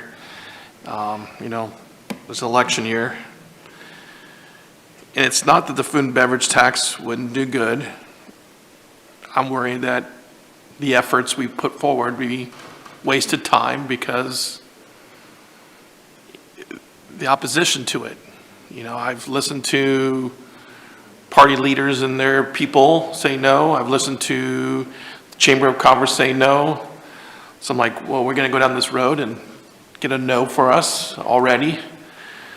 And it's not the taxes don't work. I honestly, if you really want to look at it, a sales tax in the whole state and got rid of property tax would be great, or income tax or something. But the voters don't like that. So what do you do when the voters keep telling you no?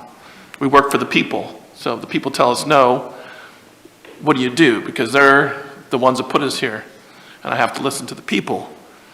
So it's not that these other things might make sense or not make sense. It's just, what are the constituents telling us that we should be doing? And obviously a lot of times they're just misinformed, and I agree with that, probably most of us. I prefer not to hit our local businesses. That's a really fear for me. I drive around town, there's a lot of closed doors, empty buildings, and I don't hear anybody coming here to expand. We pay for So Ready, and I don't know if So Ready is really working for us, because I don't see new businesses coming here, which is the growth of our city and county.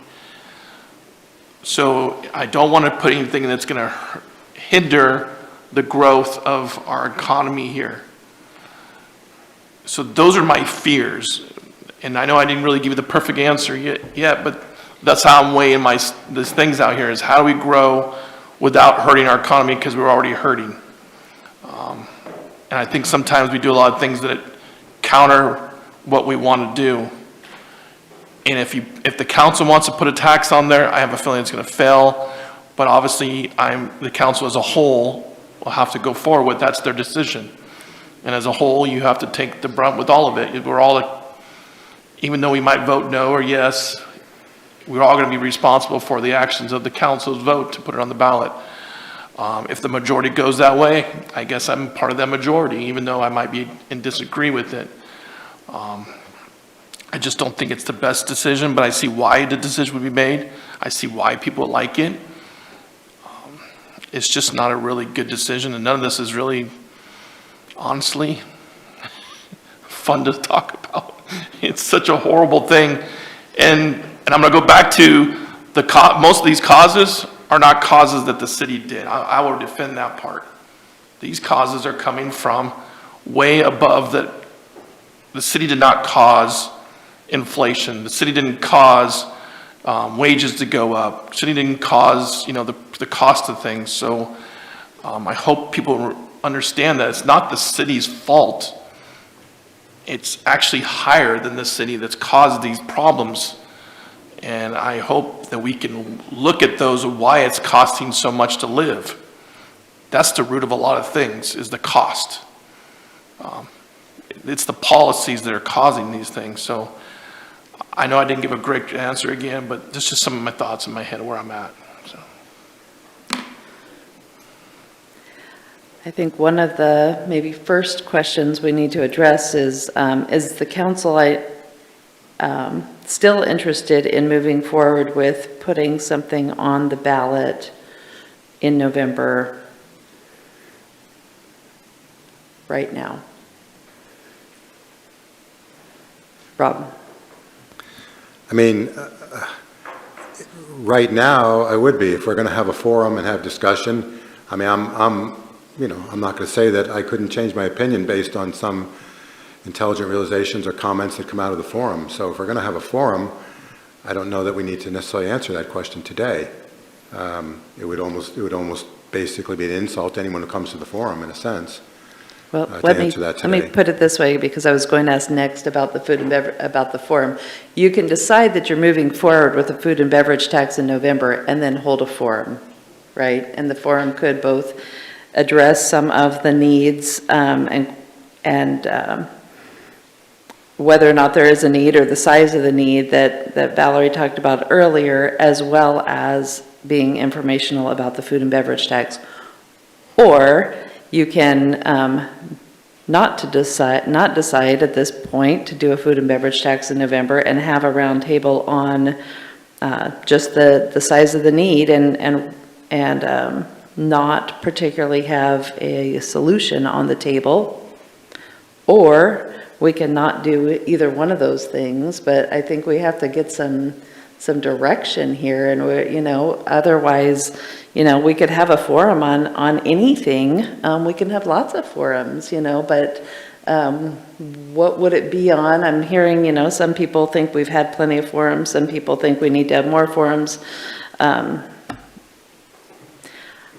You voted 7-1 to move forward, with putting this on the ballot in November. And then like I said earlier, I just immediately started hearing people talking about other solutions. Now we're even talking about, basically convincing some of our other community leaders about whether or not there's a need for any other supplemental funding. So, where are we at? Are you convinced there's a need for additional funding? I mean, we need to make a decision. If you're not yet convinced, then we need to have a roundtable or another workshop and get us to a point where we're either convinced that we need to talk about this some more, or convinced that we can just let it go and we'll stick with the funding we've got and we'll move forward. But we do need you to make some decisions, and I can't make those decisions for you. Brian? Well, first, I'm not 100% sure that vote was 7-1, because I think I voted no on that, and then Councilor Roger also said she voted no on that, but that's besides the point. I do see a considerable lack of leadership on the dais right now. I see veteran councilors not giving clear opinions on where we should go. Even Dwayne, that was quite the non-answer. I've given my position with regards to the funding options. I think putting anything on the November ballot is a waste of time. I don't think anything we put on there is going to pass, so I am against putting any of those on the November ballot. Given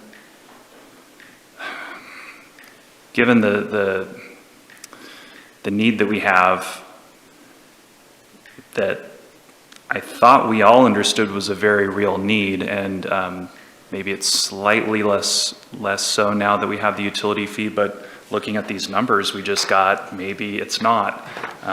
So I'm still processing that piece of it, but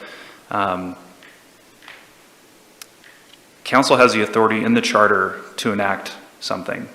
And if the public doesn't like it, they can send it to referendum. The voters have given us the authority to put something in place. I feel this situation calls for us to put something in place. And if the public, for whatever reason, thinks we're not representing them well and we're not representing their interests, they have a mechanism to have that go to referendum. So I'm in favor of sending something, or to enact something, whether that's a food and beverage, whether that's transactional, big box, whatever tax you want to call it. That's where I think we should go. I don't think putting something on in November, I think it's going to be a waste of everybody's time. Dwayne? I would agree with Brian. I think the fall is a horrible time to put something on. Just look at the big picture of what's on the ballot during that time. And the time to commit it to get people around supporting something's not going to be there. I have a feeling this year is going to be it's going to be a pretty hot year. I see a lot of it. I'm obviously in it, so I understand. And but moving forward, if this is what the council wants to do, and we need to start working at the process of, if this is the tax you're going to put up, start working that process so we can actually sell something properly to the public and show people how it's going to work. Like I said, I'm not saying I'm agreeing, but that's what we have to do. We have to convince people to buy in. If they're not going to buy in, we're wasting time on something. You got to have buy-in. We got people to vote for something. And if you can't sell it to them, it's not going to work. And I don't want to go down the road of wasting a lot of time for something that people are not going to vote for. So we have to all be committed, or mostly committed, to moving something forward. And if it's the tax, then, I told them I'd be here until the end of the year, and that's what I'll do. I'll be here and I'll be informing people on my biggest thing is I want people to understand that we have to do something. Mm-hmm. If we don't do something, go ahead and help us hand out the pink slips, because that's what's going to happen. We're going to have to get rid of some people. So you either come along with us with this painful thing we have to do, because no one wants to ask for more money. I hate asking people for money. I'm telling you right now, when they have to do those little things for your kids and go out and ask for money, I absolutely hate it. I feel like I'm begging. Sponsor my kid. I've always hated those things. I don't like asking people to get money from them to take from their pockets. So we have to have people agreeing with us. And come alongside of us and say, yes, there is a need. And if we're going to do it, we need to start today, making people know we need a need. And I think some people have come along. Look at the county. They passed something for the first time. In over 12 years, they passed something that's going to move forward. It's probably not going to be as good as they thought it was going to be, but they did pass something that's going to move forward in a positive way, hopefully. So, Valerie? Well, I agree with you, which is exactly why, because right now we have the people that passed that county tax, it was not the commissioners, it was the people in the community. It was the Colleen Martins, it was the people who work on these committees that recognized the need, it really affected them, and so they went to work to pass it. And that's what I'm trying to generate, that same energy that says, okay, your city has a need too, a big need. And you're right, I can't sell it until those voices that are out there now saying, well, you just did this, are convinced. And I think, we did just put $12 on the, so there's going to be some rude awakenings here in a month or two when those people get their bills, because I've been getting people questioning the bills before, and I have to say, well, you think it's bad, it's going to get worse. So, this is just the reality, this is where we are. I visited, three of my siblings up in Salem and Corvallis this last week, and I have a copy of their water bill. And I can tell you that $12 fee is nothing compared to Corvallis. Theirs is $13 for police and another $14 for fire. So, I have the evidence that says, you're right, this is a travesty, but this is a travesty and something the entire state is dealing with. And yes, there's got to be a time when our legislature figures out this property tax system is not working. I think everybody in the state knows that. So I can't imagine. That's why when I look at 5 years out, it's just like, if our legislature does not do something by 5 years out, we've really got a problem, because I hear it over and over around the state. This property is not working anymore, because they're all compressed. We're not compressed. We're one of the very few counties that's not compressed.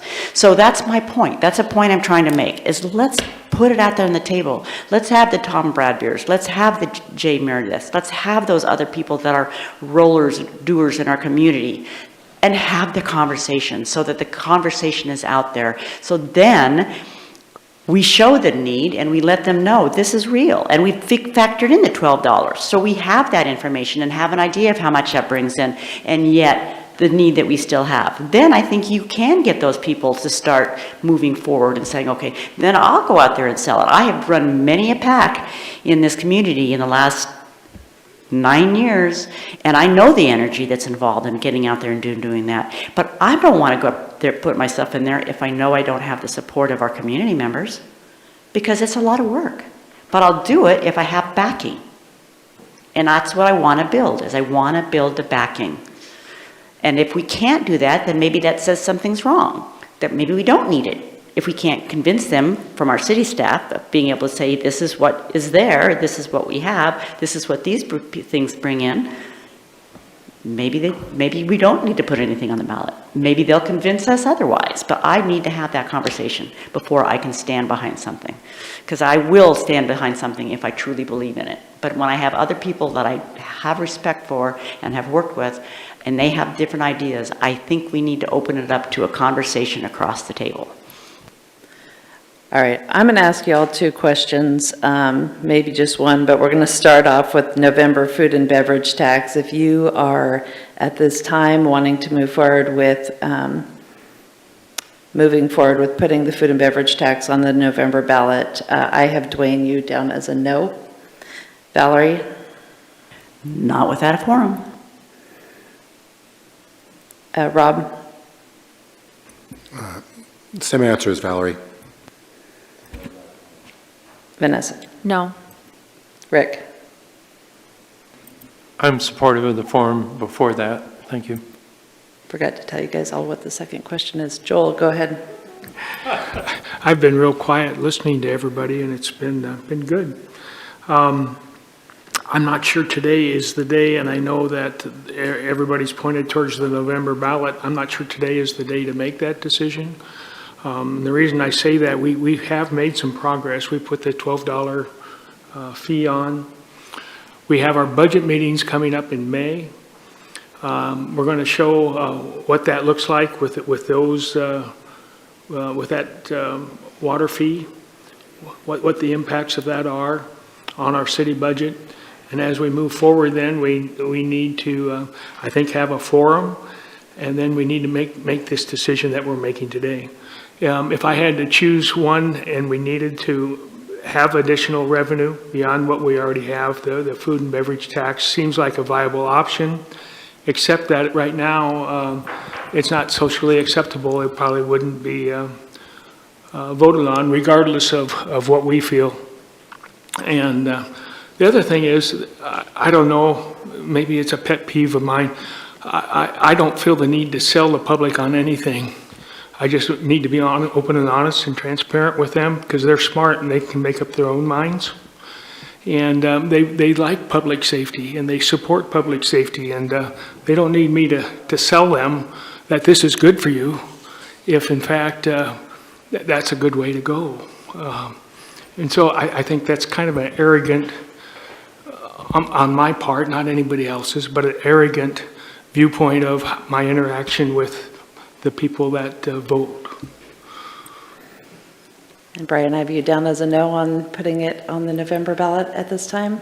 Correct. DJ? Nope. Okay, so at this time, we're not prepared to do that. Who wants to move forward with Valerie's idea of a roundtable where we would look at the need, compare our cost to other communities, and have a roundtable discussion just really about the need to maintain our level of service and the financial need, and it wouldn't be particularly tied to a funding solution. It's really more about addressing the need. Dwayne, go ahead, yes or no? Vanessa? No. Rick? Yes. Joel? Yes. Brian? So to clarify, the forum would be about the need? Yes. And then, Addressing whether we need more money for public safety. so I would assume, and then someone would probably have an ask for another forum regarding the solutions? Is that would be next, I'm guessing? Or are we all going to do it all at once? I think it will just automatically evolve. I think that's the evolution, is if you've discerned that there is a need, and then you talk about what has been presented so far, and then you talk about what has been presented so far, and get their thoughts about what they would support. I see this as a never-ending need, so I'm going to vote no. DJ? Well, it's clear to me that this council doesn't have a pulse on that from the community. That's what I'm hearing, and hearing other things, prevarication amongst these many things. Is I'm hearing the council doesn't have a pulse on what the community needs and what they want. And the big question, how are we ever going to be able to determine what they need and what's good for this community and how to solve that problem if we as a council can't solve that? So regardless of having so many other forums and these other kind of different things, whatever this council needs to do to have a bead on what the need in the community is, we need to do that. And it's sounding like we need a forum, so therefore, yes. All right, so it sounds like we are in support of having a roundtable type forum and getting some community leaders from different places involved in this conversation and learning more. So I think everybody needs to put together some questions you have. Valerie did mention to look at the costs of other communities. We're going to need to have some good financial information from our police and fire about how much things cost and about how much staff they need, and we'll compare that to other communities and have a forum, and quite a step back from where we've been, but we'll take the next step forward. Yeah, Mayor, you're spot on. Thank you for facilitating that. And to add to what the mayor was saying, if there's specific questions, please forward them to me. but also please forward to me who you think needs to be sitting at that roundtable discussion, because it's going to be a roundtable. It's not going to be a learning and listening session, according from what I'm hearing. We will be inviting specific individuals or representatives of organizations to sit at the table to have this discussion. Rob? I think that that's clear I think it's good advice to be clear as to who would essentially be participating. I also think that that room needs to be open to the public as well, even though they can't have the expectation of essentially getting the microphone. The other thing too is, I know that we wouldn't even really be discussing the food and beverage tax if council hadn't pushed staff to get those figures. I also would like to know the possibilities of the legalities of, we'll call it the big box tax, before we go to our forum, because I don't want to have that as something that we're not able to discuss, because that could be attractive to a lot of people. So we need to have that information there as well. Is there enough council interest in gathering up more information on the transactional tax? Seeing, yep, a whole bunch of hands. Okay. Get a little bit more information on how that all works as well. Anything else on that subject? Well, specifically, do we think it would be legal? Do you think there'd be a way for us to implement it in our situation? Okay. Brian? Staff did also present on the general fund reserve policy today, and I'm the only one that's commented on that, so does anyone else have any thoughts? Valerie? Oh, I just say that I would, especially if Jay is going to be there, it's going to be brought up. So I think that information, I mean, I would assume that it would be brought up because that is a part of extra revenue, so. Well, I think it's a fair question as we're preparing the budget. Are you already, how far into that process are you? So I see the reserve policy as totally separate than the public safety issue. So it is not one and the same or even really directly linked. So if council does have a desire to change the fund policy to say, for instance, 25 to 35 instead of 30 to 40, we just need direction from council on that. And then what we could do is also provide you with either additional workshop or a memo. We would just have a couple of extra questions when it comes to the budget process on if you did reduce it from 25 to 35, then there'd be a surplus of a 1 year surplus of like 1.5 or something like that million. Where would you like us to allocate that future reserve, and so that would be a discussion on how you'd like to utilize those one-time dollars. And then that would clear it up for the budget process. Yeah, what's the timeline for your draft budget where you would want, obviously changes can be made afterwards. Thursday. Okay. Yeah, so our first budget meeting is May 7th. That is 5 weeks out. So obviously we need time to compile the documents and make sure we notice publicly and all those things. Sooner rather than later, I would say at the very latest we could, and again, it depends on what kind of change you're looking at. A simple one-time contribution to a project is easier to disseminate than a potential service level change that involves FTE. Okay, so if we were to have, I guess, just a decision or an interest level on adjusting the reserve policy, which you're moving forward with, leaving it at 30% at this time? Yes. Okay, so if we ask council if you want to look at a long-term adjustment in the policy, I mean, is that what level of decision does that need to be? Is that a resolution or ordinance, something we need to have at a business meeting? I think ultimately, if you want to make a decision on the changing that, and I would want to do that sooner than later. So I guess our next meeting would be the April 15th meeting. Is it something that has to happen like what's the process, I guess? Is that a resolution to? Oh. Yeah, the resolution would be easy. The uneasy part is if you're trying to change it in a large enough scale to where we have to re-notice it as a public hearing again as far as the budget committee rules.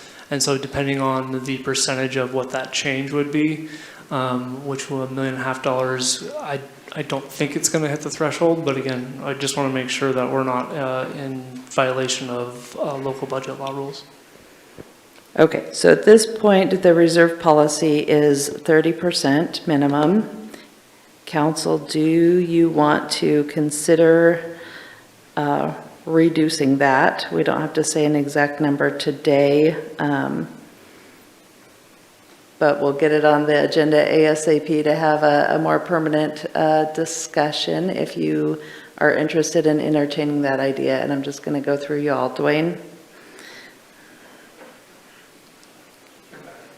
Okay, Val? Rob? Well, I have a question. Is there a reason that we wouldn't allow the Budget Committee to weigh in on this as well? Because budget committee doesn't set policy, the council sets the I policy. completely understand, but they actually could provide interesting perspective for me. I'm not asking them to set the policy.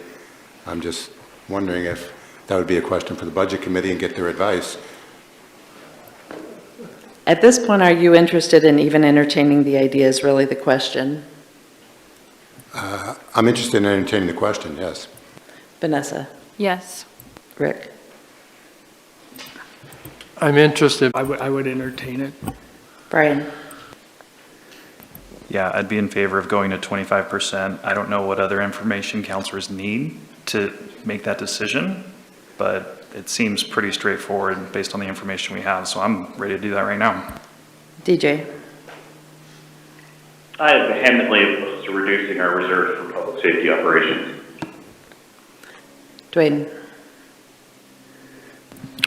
At this moment right now, I'd say no. I don't see the need of doing it at this moment today, so. Okay, well, 6 of you said you were in favor of entertaining the idea, so I will work with Aaron to get that on an agenda ASAP so we can discuss in further detail what level you might be interested in and what that would mean, and have a final decision on that, hopefully. Yep. So I'd like to say one thing. I am in favor of that, and I'm going to tell you the reason that I'm in favor of it is because of the input I've received from one member of the Budget Committee. That's all. That's the only reason I'm in favor of it. I haven't heard from anyone else in the Budget Committee particularly, but that one person has had a pretty compelling argument, and I wouldn't mind hearing from others if they had a counter position. Okay, well, we can probably arrange it so that we have Budget Committee provide input the same way that we've been doing with the home builders at a workshop. I was just thinking maybe we could have a roundtable to talk about this. Maybe, Rob, what do you think? All right, I'm gonna have to quit my day job, I see. Anything else on that topic? Public safety funding, reserve policy? Okay. Next up, we have a item from the Tourism Committee. Saw at the bottom, there we go. Took motion from the Tourism Committee that they have recommended to the City Council to increase the number of committee members by 2 for a total of 11. The reason for expansion is to add another hotelier to capture more voices in the community regarding tourism. The main reason is that they had all high-quality applicants for an open seat this round, and they found it fit to recommend to the City Council to expand by 2 to capture more talent in our community. So they have asked you if you're willing to consider revising the committee membership. And so I'm just reading that at this moment, but if this is something that you are interested in entertaining when we do agenda review, which is coming up in approximately 2 seconds, we can raise that as an issue. Okay? So, agenda review.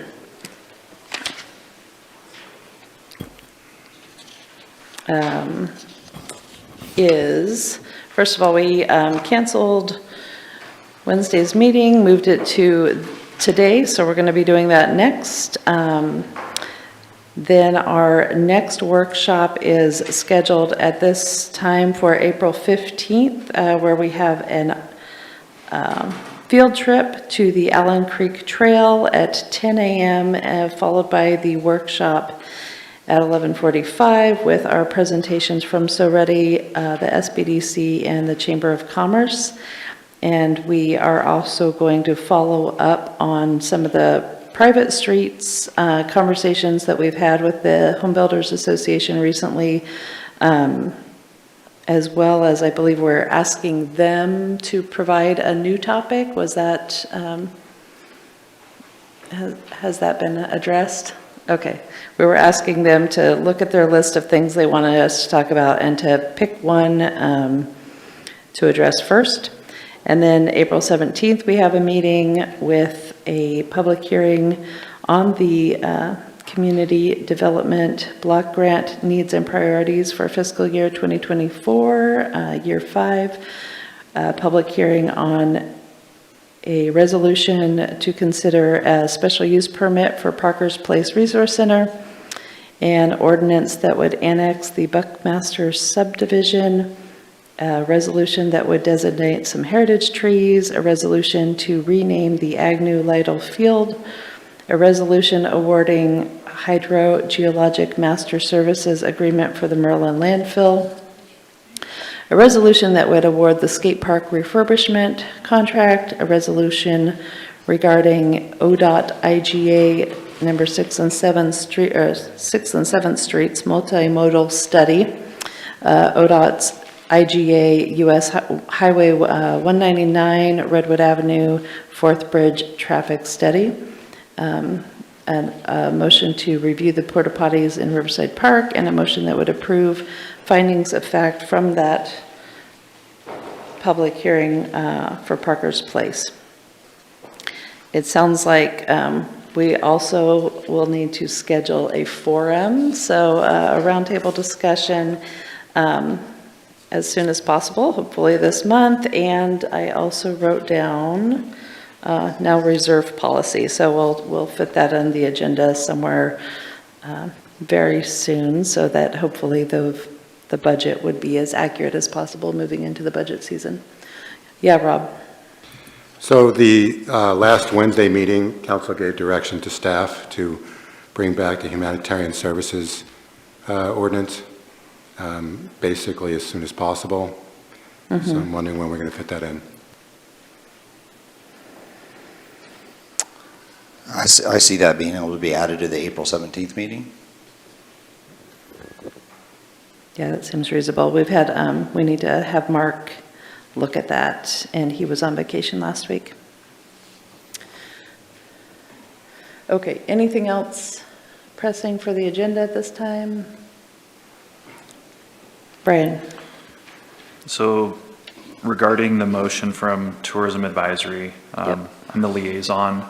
I wasn't there for that meeting, but just to speak to their rationale for adding the 2 people, they have not ever had any issues with getting a quorum. They always have, they have very engaged members. It's always a full room, good conversation. So if they feel that there's benefit to adding 2 more individuals, I would support that. And so I guess I would propose putting it on a business meeting for discussion and adoption.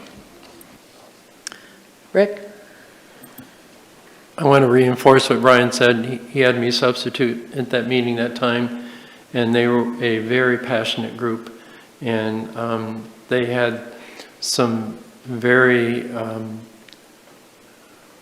exemplary people who wanted to be on the committee, and because of who's already on the makeup and the passion that's there, because of the limitation of the number, they weren't able to be a candidate, and I suggested that they bring this forward to the council, and I don't see any problem. As Brian said, they don't have a problem with absentees, so it should not be a problem with quorums, and that's usually the case of how large you have a committee. Thank you.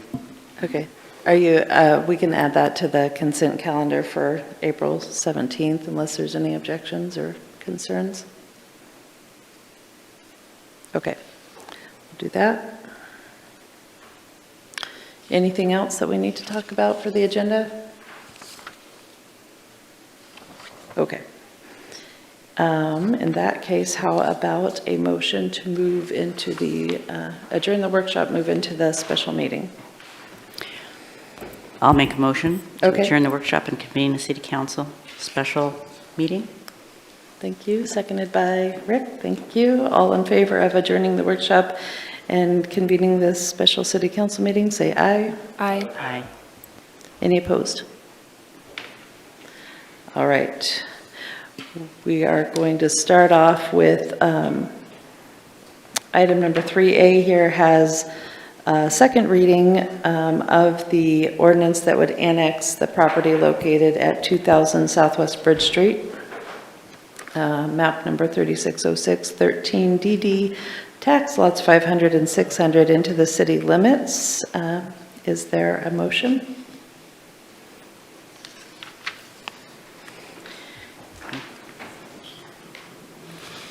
Dwayne? Yeah. Yeah, no, there's not. I moved to Adopt. Yeah, I wasn't prepared. I move to annex the property located at 2000 Bridge Street, map number 36-0613 DD, tax lot 500 and 600 into the city limits. Second reading. Title only. Thank you. Seconded by Val. Any discussion on the motion? No? Okay. Dwayne, you made the motion. How do you vote? Yes. Valerie? Yes. I'm going backwards. Hang on. I'm going to loop back around my normal direction. Brian? Come back to me, please. Okay. Joel? Yes. Rick? Yes? Vanessa? Yes. DJ? Yes. Rob? No. Brian? No. Motion passes 6-2. Second reading, please, Karen. An ordinance of the Council of the City of Grants Pass annexing the property located at 2000 Southwest Bridge Street, map number 360613 DD, tax lots 500 and 600 into the city limits. Thank you. All right. Next up, we have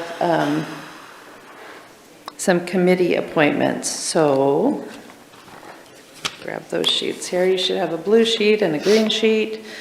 And first, we will consider the Bikeways and Walkways Committee, your blue sheet.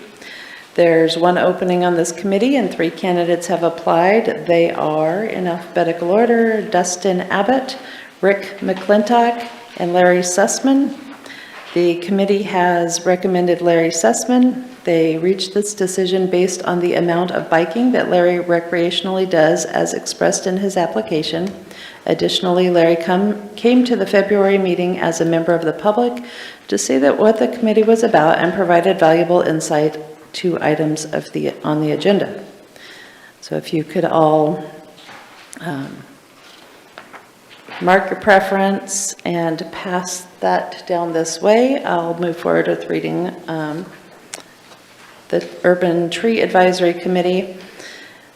There is one opening on this committee and 2 candidates have applied. They are, in alphabetical order, Tressa Jumps and Logan Werner. The committee has recommended Tressa Jumps. For the position, she was selected due to her experience volunteering with various nonprofits as well as her work history. She has considerable experience navigating municipal systems as well as the state and federal government. This is advantageous as tree care laws, standards, and programs often cross municipal, state, and federal lines. As the previous person to hold this position was not a tree care professional, the committee wanted to maintain the balance of perspectives among our members by selecting someone who was qualified to serve but could provide a point of view that better represented most of the citizens of Grants Pass.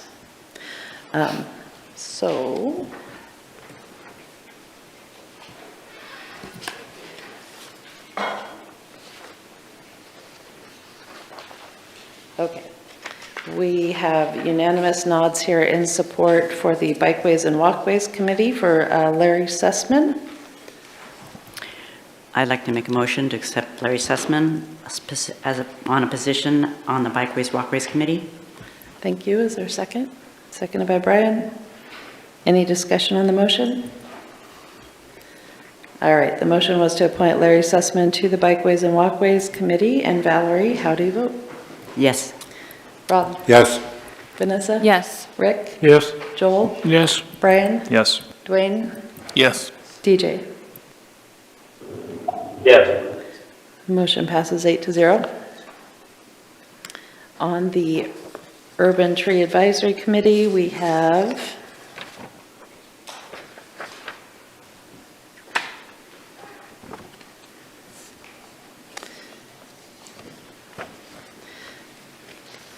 six have supported Tressa Jumps, and Dwayne has supported Logan Werner. And DJ, did you have a suggestion?